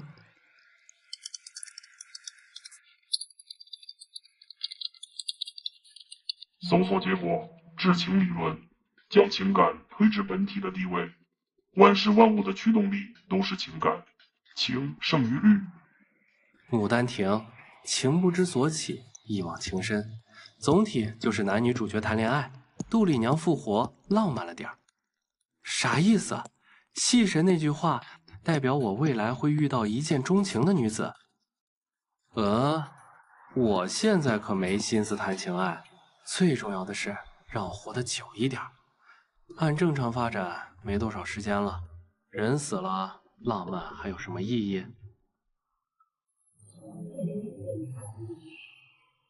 神具元宝，财神专属神具，有着绝妙的功效。财运值12.4。如果把金币猴和紫币猴掉落的天命币带回来，得有多少财源啊？可惜，还好之前杀了不少黑币猴和银币猴，不然财源值还是个位数呢。buff 时间长河的注释，剩余时间4小时35分钟。提示：可使用元宝之力混淆时空，躲避时空长河的注释。混淆时空，躲避注释，太强了！不愧是财神的专属神具。看来规律是，只要我财乱时空的频率快，时空长河的注释就会出现。那段时间进行财乱时空，财源消耗翻倍。我太穷了，还是等等吧。彻底消失。现在去未来看看吧。刚入门的一阶财神啊，已历经千辛万苦，终于从不入门的财神跨进了财神的门槛当中。而你可以动用的财源之力，也比之前多了10倍。文字变动，有不祥的预感。财源值11.4。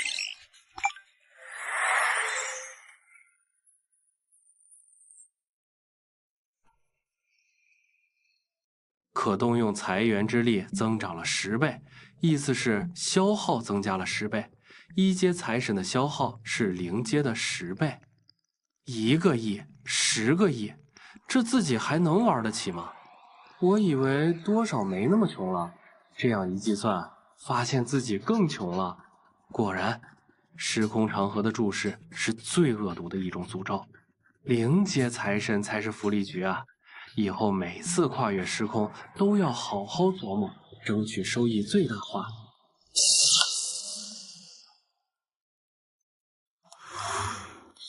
强大的财源之力在时空中震荡，裹挟着你来到了10年后。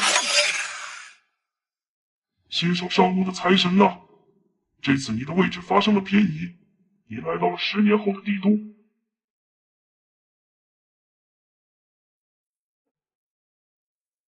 帝都破灭了。上次时空，江城还一片和平，为何帝都反而破灭了？难道和我的所作所为有关？内心的彷徨与无助开始充斥心扉，那令人窒息的愧疚感向你袭来。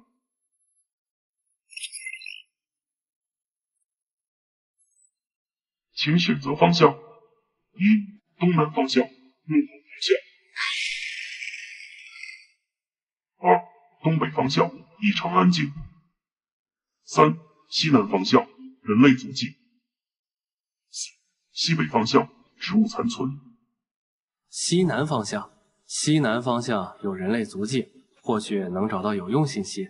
安静的东北方向绝对有问题，西北方向的植物残存也充满未知。谨慎的财神啊，你决定跟随人类可能残存的足迹，向着西南方向行走。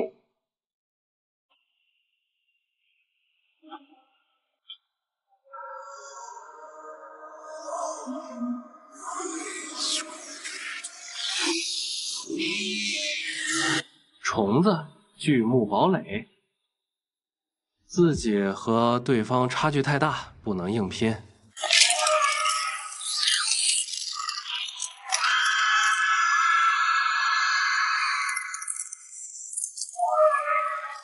无能的财神啊，面对同胞被围攻，却没有上前相帮的勇气。这不是恶战，这是大屠杀！可恶！我必须隐匿气息，不能引起虫群注意。我的使命是寻找信息。怕死的财神啊，你的运气不错。虫群在将巨魔堡垒中的抵抗者吞杀完毕后，很快撤离此地。或许能从中搜寻到一些信息。胆魄惊人的财神啊，没想到你还敢向同胞北土之地迈进。而在你前去收集想要信息的时候，你能感受到弥漫在空气中那亡魂的愤怒吗？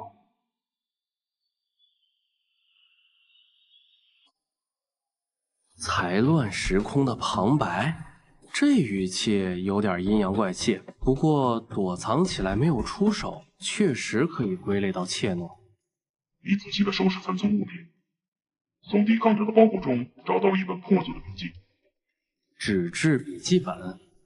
我本以为能找到些电子产品。你怀着心中的疑惑，打开了抵抗者笔记。来自过去的财神与来时空发生的大变，开始在你面前缓缓展开。黑暗历1年，全球突然停电，所有以电为使用能源的物品失去效益，科技武器失去威力。在异类入侵的关键时刻，所有武器失效。2个月后，帝都战场和魔都战场失守，华夏正式进入黑暗的大逃亡时代。我在逃亡途中亲眼目睹足以吞噬一切的凶猛者。幸好我遇到了一位强大的同胞，3字一个云，没有姓氏。今天我们受到了机械种云的腹部被划伤，我很自责，为何如此没用？为何我不是天命者？我好恨，恨自己，恨虫子，恨异类，恨。今天我在云的帮助和指导下，气血有了很大涨，突破成为2阶武者。只是这段时间，我们看到了帝都各地的惨状，避难所很快被异类剿灭，这个世界究竟？听人说，山海总战场已经告危，一旦攻破，人类社会将大破灭。我不理解，明明异种入侵时，华夏还有优势，为何事态发展成这般？他也不知道具体原因，只知一场战争，人类失败了。云死了，为恶灵牺牲，为保护我这个废物牺牲了。可恨啊！这个崩溃的世界，到底怎样才能恢复正常？武道的开创者，你到底是个怎样的人啊？我同一群有志之士重回帝都探索，我们是炮灰敢死队，只要有一个人带回信息，就值得。你翻着翻着，发现后方的笔记有优势，能看到的有一些情绪句子，甚至你在翻阅的过程中，发现中间也有大量的祸害历史。心情复杂的财神啊，当你从一位抵抗者残破的笔记中发现历史发生重大改变，甚至历史进程被强制中断，莫名进入了黑暗历史代，不知你作何感想？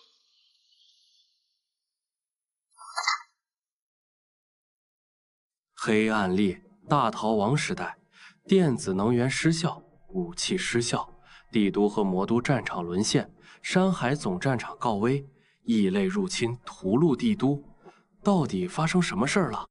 日记中的云说一处战场失败，哪处战场？怎么失败的？为何失败？这些在日记里只是简单一提，太片面了。武道的开创者是崇拜的口头禅，还是说真的是我一手造成的吗？我怎么造成的？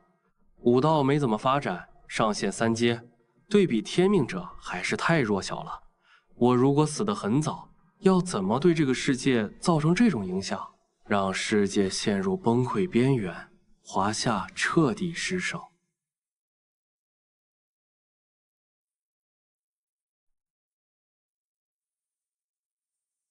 作孽啊！星神作为山海总战场的总统领，还在坚守吗？华夏几乎全面失守，还有防守必要？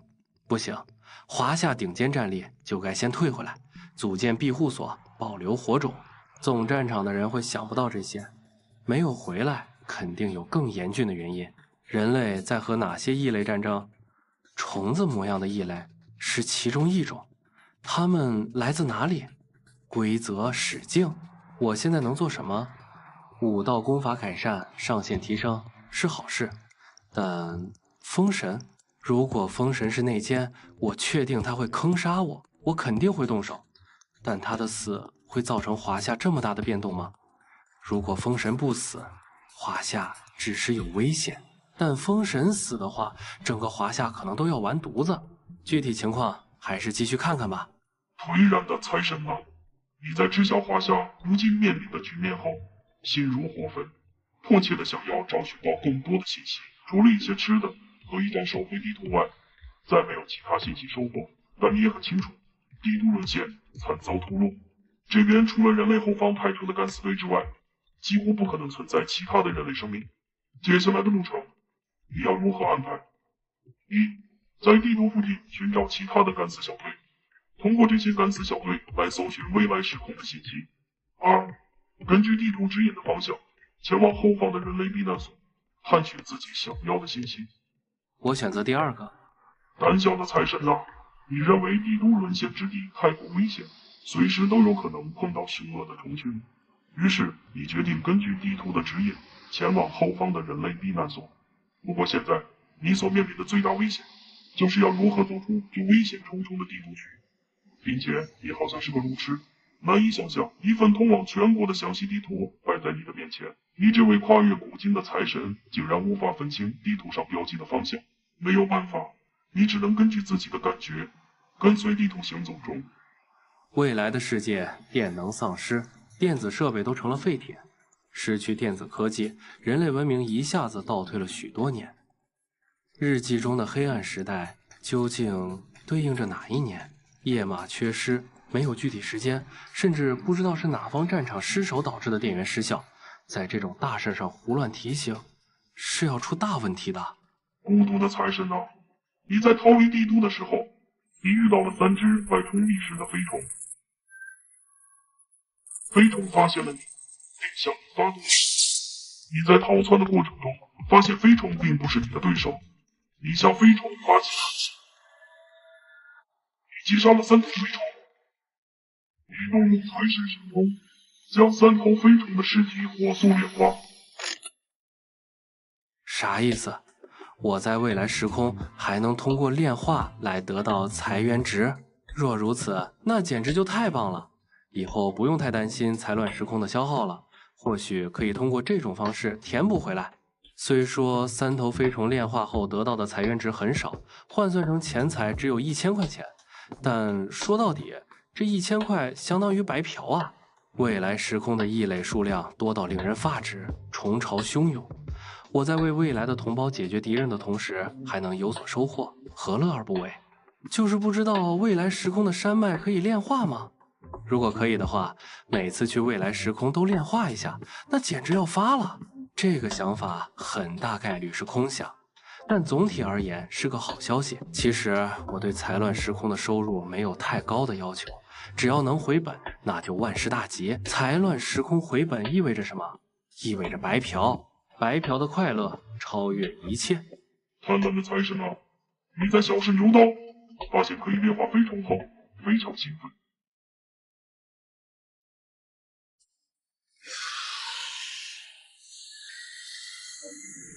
你内心的定位很清晰，你是来收割财源的，不是来送死的。欺软怕硬的财神啊，你也只有在面对最微弱的同学时，才敢有这样的豪情壮志。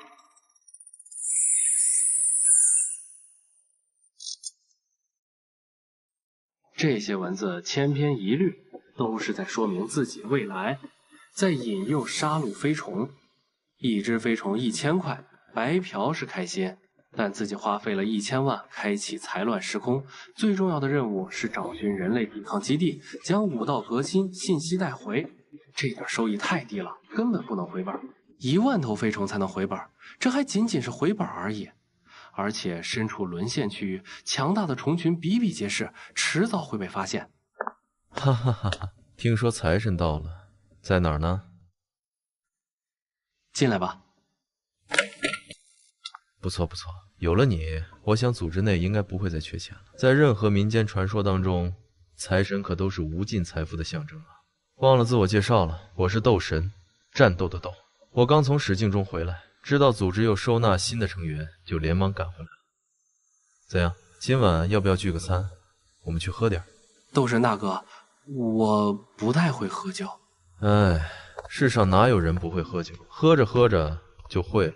而且你不是历练完成了吗？以你如今的身体素质，不行就用力量分解体内的酒精。我告诉你，在闲暇和平的时候，微醺状态是精神最放松、最舒服的时候。其实对于你的到来，我真的超兴奋。你别误会，我的取向很正常，没有那方面的癖好。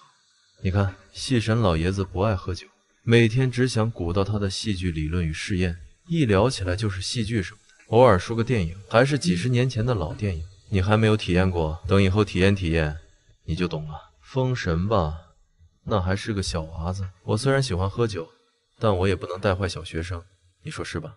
至于星神，他很忙的，而且忙的都是大事，咱还是不耽误国家大事的好。所以我就等着一个能陪我喝酒的兄弟加入组织了。这斗神不光是酒蒙子，还是个话痨。斗神大哥，我其实不喜欢喝酒，你要是不介意的话，我是可以以茶代酒。你成年了吗？成年了。成年了不喝酒，我喝酒你喝饮料，你这话说的，搁到我们那，你过年吃饭都是坐在小孩那一桌的。在我们家那边，我确实还算是小孩。那没事，慢慢来，我喝酒你喝饮料也行，这种事不着急。好嘞，我想喝酒的时候一定喊你。哎，酒这么好喝，你们为什么不喜欢喝呢？和朋友在吹牛的过程中胡吃海喝，尤其微醺之后畅谈人生，回忆过去，多开心。在击杀飞虫、收割财源的时候，这边的战斗引起了附近巨虫的注意。不好，幸好因为你胆小的性格，你一直在关注周围的环境变化，在察觉到不对劲后，第一时间选择逃跑。该死，早知道就该学一门身法。贫穷的财神啊，面对巨虫的围追堵截，你是否要进行身法的锻炼学习？武技皓月甲阶段未入门。武技皓月入门阶段。斗神大哥，我观猿猴跳跃有所感悟，总结出一套身法，我来给你表演一下。哦，请开始你的表演。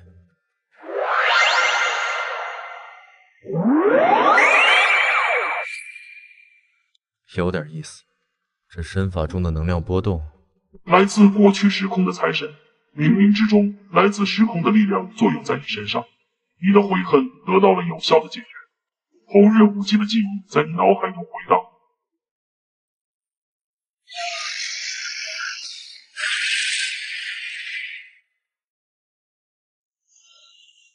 厄运缠身的财神啊，自过去来到未来，本就不属于这个时空的你，却还敢如此嚣张的肆意杀戮，现在是遭报应了吧？一条巨虫我能躲过，几条围杀我这身法根本不小。你开始继续悔恨，悔恨自己没有在过去将身法武技提升到。我顶不住了，快氪金！武技后月熟练阶段，炉火纯青，纵跃间蕴含一定的灵动真意，伴随气血汇聚。我操！财神兄弟怎么蹦着跳着还来感觉了？这是顿悟了。财神兄弟，你这类似猿猴的身法，还是适合在丛林中跳跃。我们组织有地下训练基地，你要去吗？不用了，我就随便跳会儿。随便一跳都顿悟了，这可有够随便的。无碍，我可直接带你下。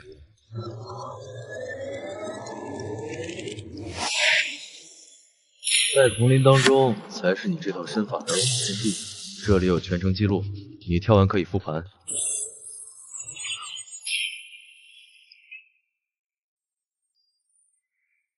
财神的这套身法倒是和基础断体法挺搭的。你一直都在关注财神，你到底是重视财神，还是对财神不放心？你最近不是在忙着修补大阵吗？财神很重要，他不能出事。看出来了。我去计算这门身法，你慢慢和财神聊。真忙啊，本来还想着今晚聚个餐，吃顿饭呢。这么忙都要关注财神，星神是算出什么了？还是说那股特殊的能量？倒像是身体强大后自动衍生出的能量，同生命力有点像。财神倒是越来越有意思。在时空之力的帮助下，你的身法变得更加丝滑。与生之巨虫如果从四面八方赶来，将你包围，即便你身法再好，也绝无逃生的可能，只能穿越。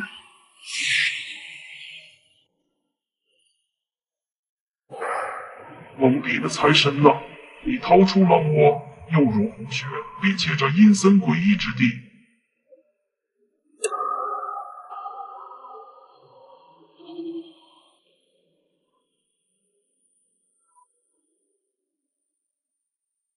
斗神也死了，华夏总共才多少神字头天命者？帝都沦陷也不奇怪了。有什么问题吗？你用这种眼神看着我，怪怪的。也没什么问题，就是突然间有点感慨时光易逝，生命无常。大兄弟，我不是有意打探你的天赋神通，但我就很好奇，你不会也有那种预测未来的能力？我一个财神，哪儿来预测未来的能力？我就说，一个两个的，怎么可能都有预测未来的能力？话说，你知道残酷戏剧理论的大致内容吗？大概就是在一场戏剧表演当中，通过一种奇观化的手法来表现出狰狞恐怖，甚至引起观赏者强烈不适，进而刺激观赏者观赏欲望的一种戏剧手段。其实仔细想想，还挺有意思的。你真的不好奇吗？不好奇。行吧。不过等你以后想看了，或者想找刺激了，可以来找我。你向着斗神之墓走去，看着有些残破的墓地，忍不住叹息一声。来自过去时空的财神啊，明明在前一刻还在与你把手言欢的斗神，此刻却化作一副枯骨，就埋葬在你眼前。烈士斗神，死因2025年6月10日，死于东海保卫战当中。功勋：国家2级勋章获得者，蓝天勋章获得者，卫国勋章获得者，1级探索勋章获得者。评价：作为神字头天命者中战力支柱，斗神的陨落是国家乃至世界的重大损失。然天有不测风云，谁都无法预料。龙军、维利族和花霍族会在关键时刻倒戈叛变，令东海防线崩塌。斗神重伤垂危，山海总战场派出小队前来救援，但奈何斗神伤势过重，无法医治。最终，斗神在东海防线燃烧自身，为东海将士们的撤离争取了3天的宝贵时间。有大量天命者认为，若斗神不死，人类未来必然一片坦途。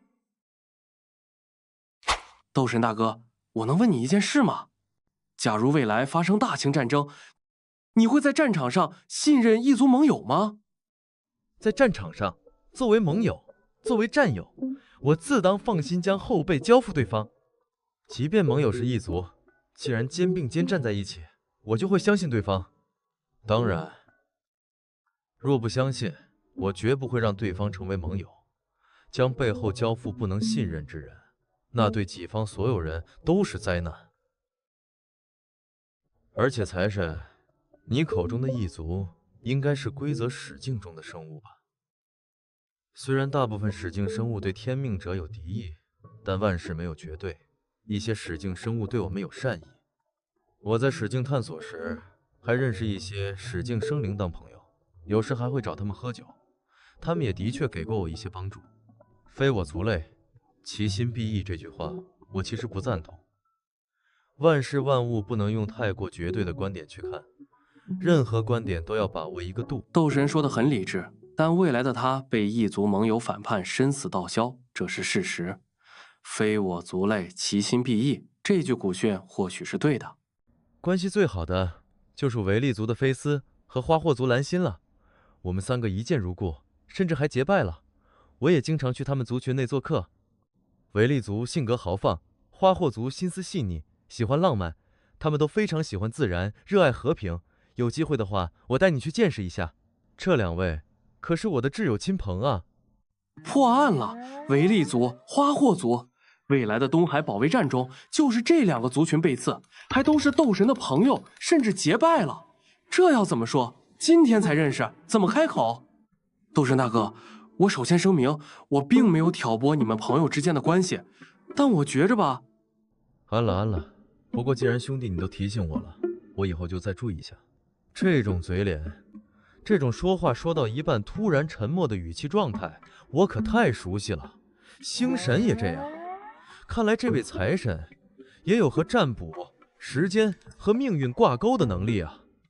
细神洞察未来，星神占卜未来，风神也能感受善意和恶意。换句话说，组织里就我，除了打架，其他的啥也不会。正在感慨人心叵测的财神啊，你在观察斗神之墓四周的时候，不知道是不是你的错觉，这座墓碑竟然在微微颤抖。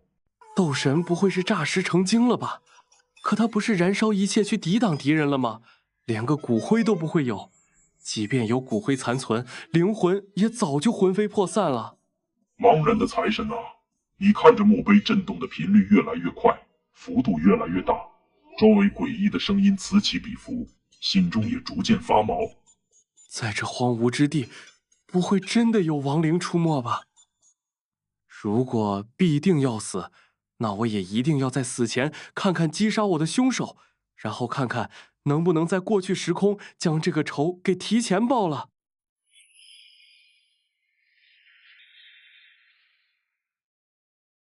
财神，许久不见，没想到唤醒我的竟然是你。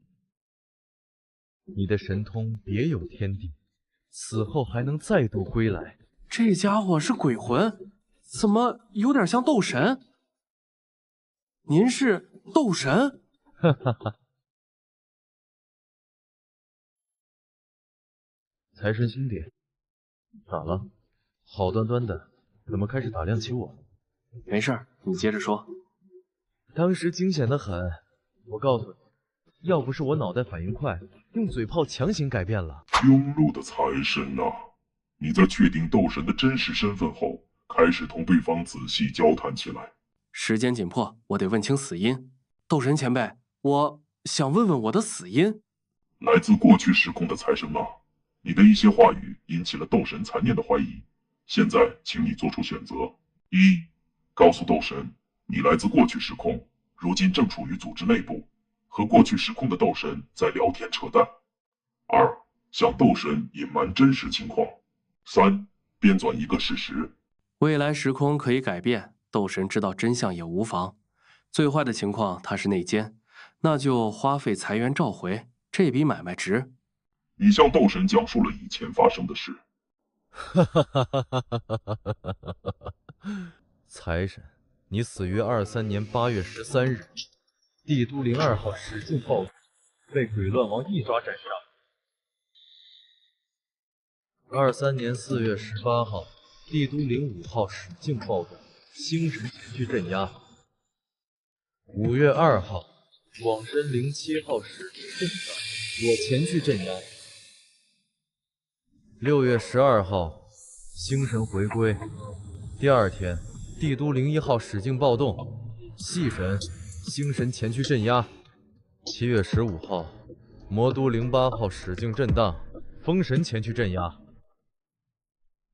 8月10号，魔都09号使境暴动，邪灵成群欲冲出使境大门，星神紧急回归，调动星斗大阵狙击。而在13号，帝都02号使境暴动，鬼面一族在组织附近出现，财神遇害。这一切都像是一种布局，杀害财神的布局起码有18个种族精密配合，只为诛杀你。星神不止一次后悔，如果他当时没有调动星斗大阵狙击邪灵虫群，鬼面一族瞬间便会被锁定。18个种族联合诛杀我，我这么招人恨吗？使境生物对人类的布局也太清楚了吧？茫然的财神啊，此刻你才明白使境生物对自己的必杀决心。你不死，使境生物夜不能寐。大兄弟，你咋了？怎么感觉你有点迷瞪的样子？困了？没怎么，就是心有感慨。这世间之事也太复杂了吧？我靠！财神兄弟又占不出什么了。花霍一族的席有毒有蛊，不行，得找系神检查身体。哈哈哈哈！来来来，我们换个话题。我这次跟你讲讲我的维利族大兄弟，他们的性格都超级好。上次我拿着几箱茅台，同他们换了一箱符文利器。既然财神有洞悉时空的能力，那维利族的事也得讲讲，以防万一。斗神在同你讲述了事情的大概经过后，表情突然释然。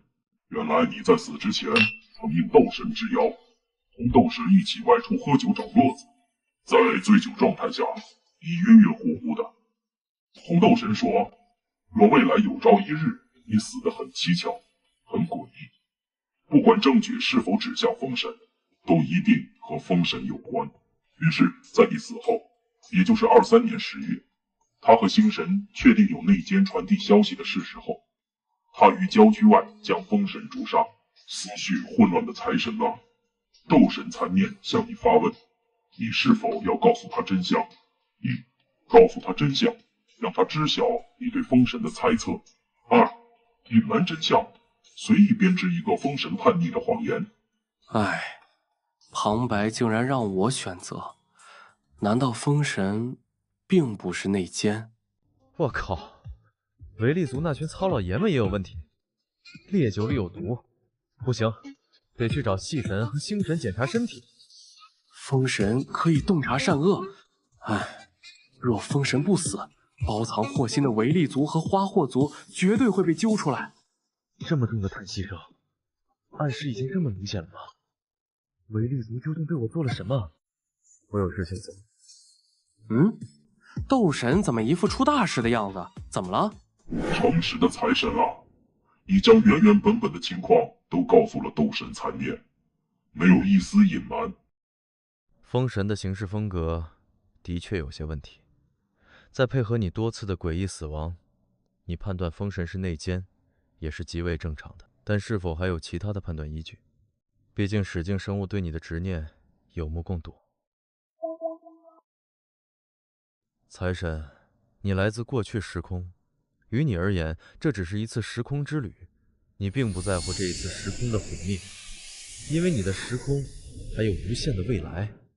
但财神，于我们而言，这个时空就是我们的唯一。所以我想请你以后经历的每一个时空，在回归前都要确定自身获取信息的正确性，这样才能避免无辜时空的牺牲。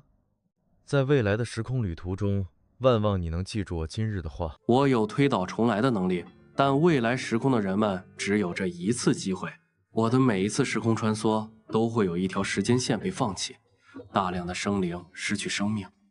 我并没有屠戮世界，但世界因我而灭绝。刚才的话只是有感而发，并非抱怨。作为战友，我很高兴你有这般能力。主时空正向最正确的未来迈进，子时空线的牺牲可以换来主时空的真正光明。财神犹在，未来不灭。我期待在下一条时间线中与你相见，希望下次不会再以残念之躯出现。如果你能不断穿梭时空，收集未来成果反思过去，为何不将这说清楚？同星神讲明，同国家说清楚。星神和国家知晓你的天赋能力后，一定能在最短时间内将其发挥到最大功效。你们可以商量好一个地方，国家或星神在10年后的今天同意，为你提供未来时空最宝贵的理论功能，这样你的搜集效率将得到最大提高。同国家合作是我一开始的基调，但组织内部或者国家内部有奸细，敌人对我这边的消息了解太通透了，在未确定内奸身份前，我不敢向国家摊牌。我信任国家，但不信任被侵蚀的人员。我不能接受这个提议，因为我担心组织内部有奸细。你的担忧是正确的，不管发生何事，哪怕所有人都牺牲，你也一定要保证自身的安全。只要你不死，国家和民族就还有希望。其他人你都可以不相信，唯独一人你可以信，那就是星神。他知晓你的真实身份，若他是内奸，国家和民族绝技不会撑到现在。不过你还是谨慎为妙，下次跨越时空，或许可以尝试更久远的时空，拉长时间线，去观望星神是否联合你。至于我，就是个管不住的话痨，尤其还特别喜欢和事是精神，所以这等大事无论如何都不能让我知道，否则一旦我嘴漏，于国家于社会而言都是一场灾祸，而我也将成为最大的罪人。果然，了解自己的还得是自己本身啊！继话痨、酒蒙子之后，斗神又多了一个标签——大喇叭。未来的斗神都这样说，那绝对是真理。以后有大事要言说，还是最后一个通知他为好。原来，在你的提醒下，星神在闲暇之时便会对基础断题法进行观看、推算和查漏补缺，希望可以找寻出你说过的灵感之光。但很遗憾，星神观看了很长一段时间，也没感悟到任何灵感。而在星神实力不断增强的同时，眼界也不断被拓宽。渐渐的，他发现了基础断题法 2.0 中可以加入一些星辰力量，以此来提高武者的上限。气血之力衍生自人的肉体本身，那是生命力量的一种分支。星辰之力无处不在，白天太阳耀时，恒星能量沸腾；夜晚皎月初时，卫星力量柔和。以星斗大阵引动的柔和星辰之力为引，加诸己身。星辰之力和气血之力融合，可催生出更强大的一股力量。两股力量相融的刹那，以气血共鸣之术导引，即可破开3阶门槛，成为3阶武者。由于武者群体巨大，为了诞生出更多的3阶武者，星神将基础断题法做了更改，令所有的动作都可以引导星辰之力淬体。为了纪念你的贡献，星神将基础断题法 2.0 装订修改后，更名为基础断题法 3.0。恰巧，之前星神曾找我商议过武道之事，我也观摩并提出过一定的建议，所以对于基础断题法 3.0， 我很熟悉。不愧是星神，斗神虽然比我死得晚，但也是个短命鬼。这么短时间，星神就能打破2阶武者门槛，修订基础断题法 2.0。我的决定是对的，劝说星神将注意力放在武道上，武道有了星神加入，会更快绽放光芒。这次 3.0 几乎是星神的功劳，那让他看看 3.0， 他不是又有顿悟的感觉了？双赢啊！在斗神残念的演示下，你很快看出了基础断题法 3.0 的与众不同，并凭借自身对基础断题法 2.0 出神入化的掌控，很快就学会了基础断题法 3.0。这次回去一定要说服过去的他，同星神一起来修订基础断体法。星神对灵感飞扬的执着追求，我也想尝试一下那是什么感觉，肯定很爽。有斗神残念这句话，我就是下药、诅咒、精神蛊惑，无所不用其极，也要将过去时空的斗神忽悠来武道大家庭中。下药诅咒就算了，以我对自身的了解，多忽悠2次，说基础断体法需要我的帮忙，再陪我喝2次酒，估计也就差不多了。而且我这么讲义气的人，做这件事也很方便。擅长忽悠的财神啊，在将星神忽悠进武道中后，你成功的又拉了一位神字头天命者加入武道当中，而且还是对方主动要求加入。加把劲，接着忽悠。武道之花能否顺利绽放，全在你这张嘴上。哈哈，这该死的旁白怎么说话呢？什么叫武道之花全在自己的嘴上了？武道的不断发展，明明是一种大势所趋，否则在最初的时空中，星神怎会发明出基础断体法呢？接下来，斗神残念将要以横轴为事件发展脉络，纵轴为这个时间点上发生的大事为时间梗概，为你讲述22年7月之后发生的所有事件。尤其要记住，一定要拉我入伙，我愿意为武道奉献自己的青春。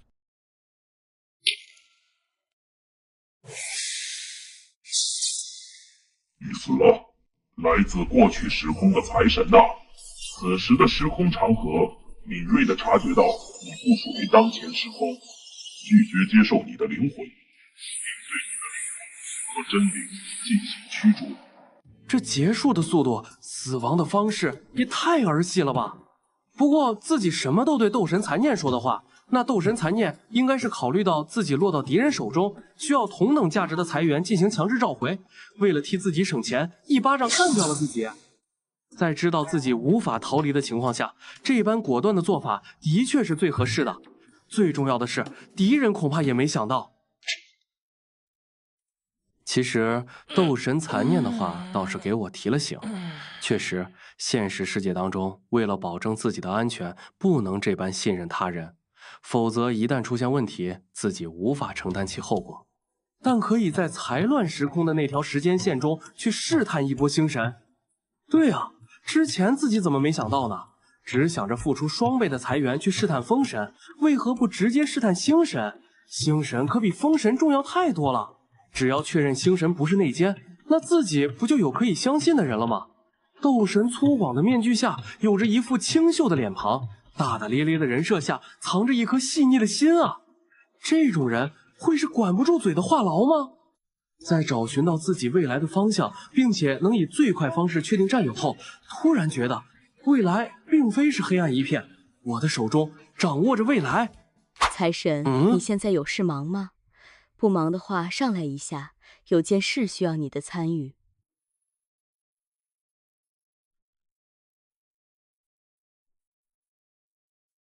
怎么了？财神，你来了。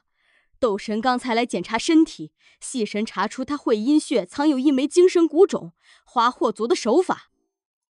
会阴穴在哪儿？我只是暗示了一下斗神和维利族、花霍族的关系，没想到真查出东西了。花霍族已经动手了吗？在臀部，对，就是那个有点尴尬的部位。花霍族打的算盘挺好，精神蛊种不易察觉，机器和神具都查不出。这枚蛊种隐匿极好，至少是花霍族长老级人物动的手，还动用了宝物。谁没事会一直探查那里？多容易长针眼啊！星神知道我长什么样啊？财神，你得到的未来启示可以说多少？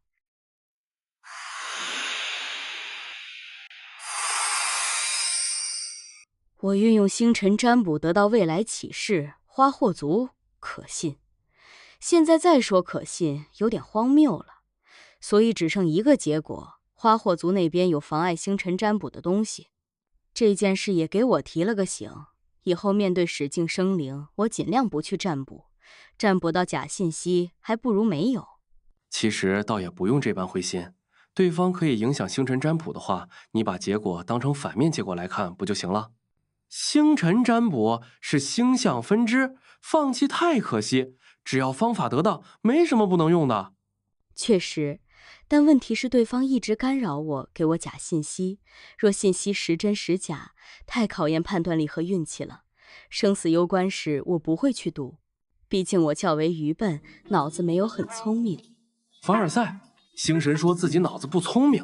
武道开创者、先驱、星斗大阵布置者、组织建立者、山海总战场总统领，这样的人物说自己愚笨，那我算什么？弱智吗？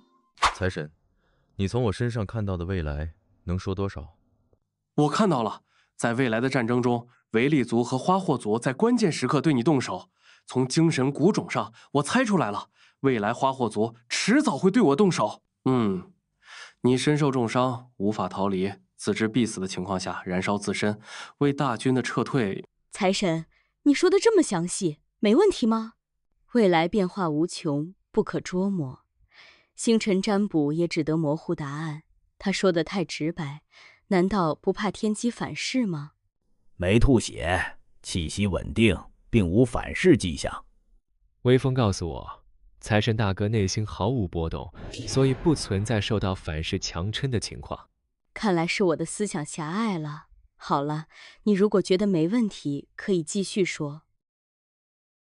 我就看出了花霍族和维利族背刺斗神的事情，其他的倒也没什么了。我操，那两个狗东西竟敢这样害我！想过无数种死法，却从未想过被朋友背刺。维利族和花霍族对我那么热情，我还以为自己眼光没问题，现在竟然在我体内种蛊，未来还要搞死我。华夏损失有多大，我都不敢想。我的建议，你和花霍族和维利族保持关系。都这样了，还接着玩，心得多大？你的实力不弱，精神蛊种对你造不成影响。那精神蛊种的作用是？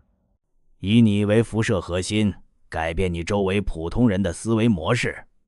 这蛊种波动微弱，需长年累月才能影响普通人精神，所以你无法察觉。所以我们周围的内奸是在蛊种影响下被迫害为爱国奸细。内奸数量不会少，他们自己都无法察觉，只有将来花霍族唤醒，才会变为插在我们内部的钉子。可他们本是爱国之士，若是敌人，我绝不心软。可这些忠良之士因为我才被污染，成为奸细，我如何下得了手？一切都是我酿造的罪恶，所以我才建议不要和他们闹翻，不要让他们察觉警惕。我们去找出被改变者，看能否驱除精神污染。如果已成定数，无法驱除呢？唉，你何必明知故问呢？人道主义可以调离岗位，但战争打响，他们就是第一批要清理的暗器。现在只希望你体内蛊种时间不长，影响的人不多。组织内部的奸细是这样来的。神字头天命者、星斗大阵，我的行踪都是被改变者传递出去的。难道我真的冤枉封神了？他上次诛杀李东，强行带我回，另有原因。如果封神没问题，未来斗神残念的愧疚感就是真的了。因为我的一些话，导致封神被杀，华夏几乎沦陷。唉，事态都这般严重了，财神难道还有什么事儿没说清楚吗？财神大哥，清风告诉我，你心中情绪波动剧烈，似对我满怀愧疚。啥意思？财神怎么对风神愧疚了？他怎么封神了？现在不应该是斗神愧疚吗？财神凑什么热闹？我是看着斗神，突然觉得一开始对你的态度确实不合适。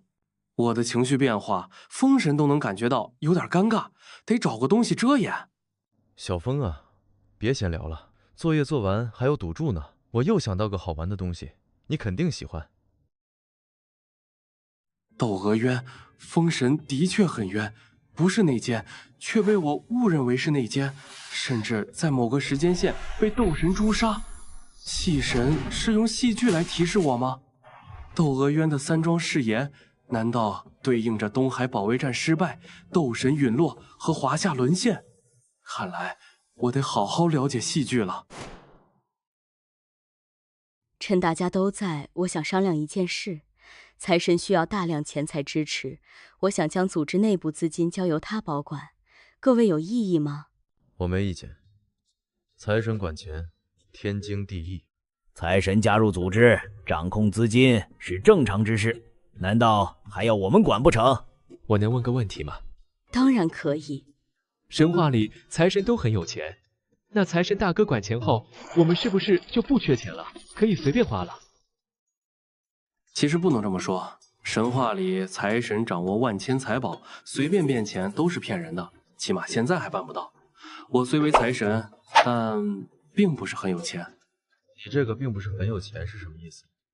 组织资金充裕，财神这话听着怪怪的，难道会让我们变穷？就是我的神通需要花费大量的钱，越多越好，没有上限。简而言之，我真的敞开肚皮花钱，组织的钱9牛1毛。放心，我不会花组织那么多钱的。吓我一跳！如果组织拨款全进他口袋，我岂不是没工资了？堂堂神字头组织发不起工资，怪怪的。对，目前阶段财神无法一次性吸收太多金钱，否则会造成经济动荡。既然大家都没意见，以后组织的钱就交由你掌握了。有关部门借用我的神具，对你吸纳金钱的上限做了预估，保守估计吸收10亿以下，在各部门有准备的情况下，不会造成太大冲击。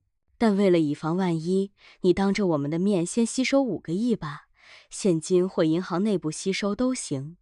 好，财源值8.5加，有财神直属财源，可直接吸收。之前没有加号，看来只有完全掌握的钱才能化作财源，否则单凭这项能力就能搅乱一个大国。不用现金也可以，那我就开始了。通知金融监管人员做好准备，开始吧。财源值58.5加。报告首长，帝都股市开始出现震荡，尽快平息。是，首长。报告首长，苏杭一国企传来信息，出现中等规模的烂账行为。区区5亿，竟能引起如此大的波动，天命者吸纳金钱的影响比预想的还严重。5亿的消失引起的反弹很大吗？国家能给5亿，我已经很满足了。剩下的买功法，用外国的钱充值财源，岂不美哉？反正美丽那经济危机是常态。没有很大，但和我的设想有点出入。5亿对国家而言，一朵小水花而已。但没想到，一朵小水花的消失，竟然能引起这样的波动。正常，毕竟这是5亿现金，资产和现金不一样。即便对于一个几10亿的大集团，资金链一下子缺失5个亿也是大问题。不用担心，让国家适应适应，以后就习惯了。财神若能推演功法，这钱国家必须拿。尤其斗神被重蛊后，和平时间不多了。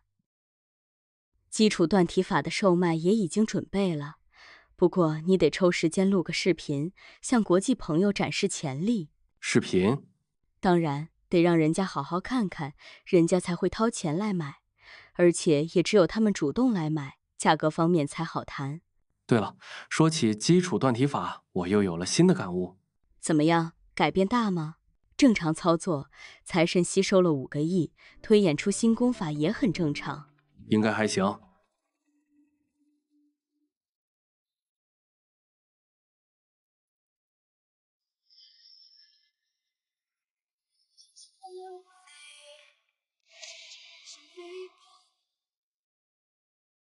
不坚定不懈，信心十足不畏惧。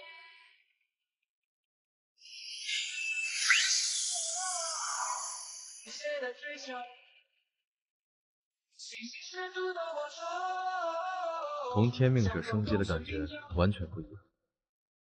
财神搞的这套东西有点东西。西神大爷，我能练一下试试吗？你想练就练，你问我干嘛？我不是问问你，看看你有没有什么高见。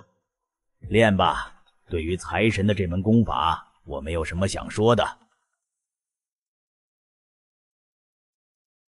财神在升阶，星神在顿悟。要是你的声音打扰了他们两个，估计他们两个以后能把你给生吞活剥了。星神又顿悟了，难怪他对财神如此关注。如果财神每次推演功法都能让我顿悟，我不得把他当祖宗供着。细神大爷，你说财神能让我也进入顿悟状态吗？我怎么知道？我还想顿悟呢。那种感觉，体验过一次，就永远不会忘记，那是何等的美妙。就算拿整个世界来交换，都不换啊！细神大爷，你体验过悟道的感觉？你以为谁都和你一样，是个只知道打架的莽夫？怎么说的话，还开始人身攻击了？细神大爷这语气怎么酸溜溜的？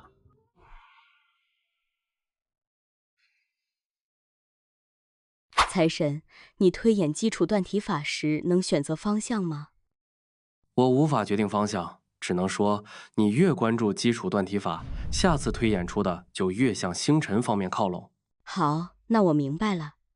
原来推演就是用金钱将未来存在的功法推演出来，自己越关注，就越能牵引到相关方向。苏文演练的强身动作，我本来不感兴趣，现在又有点好奇了，世事奇妙啊！有人建议用基础断体法和国外交易，可以酌情换取对方的尖端技术，比如芯片、精密机床、非流通药品专利，甚至收回我国公司股份。毕竟人家收拢全世界人才，科技比我们强很正常。可以，这样做能更好地借助国外力量，国内国外双循环嘛。和平时期增强科技，对未来战争也是好事。好，这样选择就多了。有了技术，国内经济也能再上台阶，国家不会忘记你的贡献。我已申请，以后国际外汇交易会同步到我们组织账户，你可直接调用。虽然还没批，但只要你的成果绽放价值，就会落实。甚至国家可能因此调整战略，收拢外汇。基础断体法，大家的眼光都不差，都能看出它的价值。我现在期待着那些外国友人的到来。去未来时，能不能把未来科技也带回来？武器、功法都带回来了，就差科技了。未来的传功符传能记载科技信息吗？如果可以，带回来让专业人士研究，对付史记争论也是一大助力。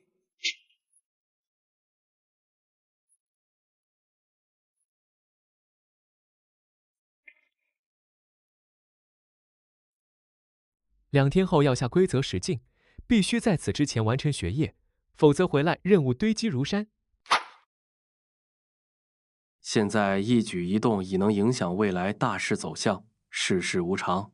财源值15加生命体3阶，基础断体法 3.0 覆盖，花费了43.5财源，4亿3500万，2天成为3阶生命体，异类和自己都没想到吧？但2阶升3阶就花这么多，3阶往上恐怕更恐怖，速度会慢下来。上次才乱时空回来没引起时空长河关注，那就再去未来看看。这次发动后，这个时间线的自己一定要在死前和星神说明自己会在32年7月再度降临的事，也希望星神真的没问题。新入门的1阶财神啊，你消耗了一定的财源，以财源扰乱时空，强大的财源之力在时空中震荡，极其微弱的时空之力被震荡而出，裹挟着你来到了10年后。和10年前并无太大变化的生活状态，这一次我的决定是对的。帝都终于没再毁灭了，甚至可能连帝都战场都没开辟，情况特别不错。星神他们收复了帝都附近的史境，看来星神是完全可以信任的。心情雀跃的财神啊，你如同一位普通人一般，徒步在街道上行走。你想看看平静安宁的帝都究竟是什么样子？如此大气，与江城武道图书馆完全不同。被誉为武道开创者的财神啊！你是否要进入武道图书馆总部？一、进入，但刷脸进入后身份会暴露。二、不进入，去帝都的其他地方看看。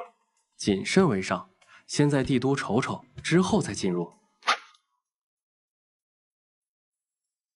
你强大的身体素质使你视力特别好，于是，在你的眺望前，你看到公园处举办的是华夏英烈纪念活动。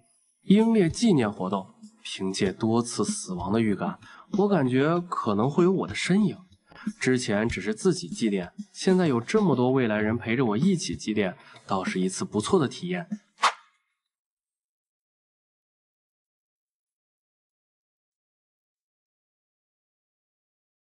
刘卫97年出生，25年参军，为救护战友，荣获战斗英雄称号。孙强雷99年出生，24年参军，在广深战场英勇作战，荣获2次1等功勋。孙越95年出生，19年参军，在国防战场多次单兵作战，荣获战斗英雄称号。曹子越05年出生，26年参军，在帝都战场任单兵小队队长，多次完成斩首任务，荣获国防勋章。庞若雪10年出生，29年参军，在东北战场第7次血炬战中，以一人之力掩护全营撤离，荣获战斗英雄称号。高泽11年出生，战俘特殊小队队长，30年参加边境守卫战，最终全员牺牲。战争远比我想象的更加残酷，更加频繁。帝都的安宁是用一场场外部战争打出来的。这些被祭奠的烈士，有太多人比我年龄小，有些甚至在我眼中还是孩子。天真的财神啊！你知道，能参加祭奠仪式的烈士还是少数，更多的是战争死伤下的一个冰冷数字，一个无家可归亡魂的匿名者。虽然战争仍在持续，但起码帝都没有破灭，结局在向好的方向发展。我相信在星神的带领下，华夏的优势会越来越强。